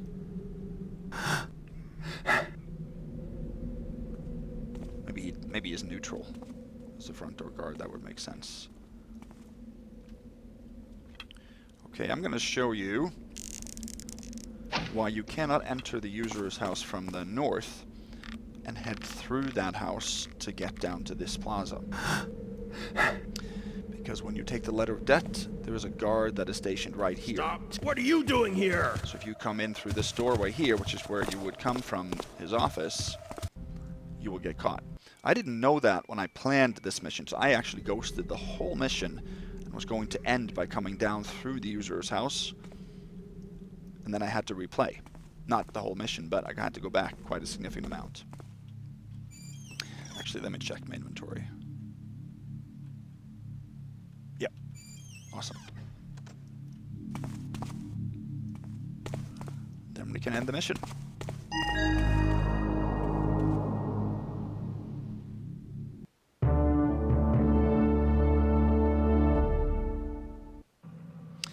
That was a successful Supreme for Bad Debts, Milan's debut mission. That took us 1 hour, 41 minutes, 52 seconds. We took 3507 loot out of 3682. We skipped 2 pieces. We skipped a ring worth 100 in sort of a hidden tomb north of the Coronet. Because if you take the ring, you spawn a haunt that you cannot fool unless you kill them first, but that's also a bust. We also skipped a hammer worth 75 on Scarmangade's belt. He gives the first alert when he spawns, so that is a supreme bust. You can take that for Ghost, though, if you want to. Pockets picked 6 out of 12, locks picked 7. That's the lowest amount. I always lower these as much as I can.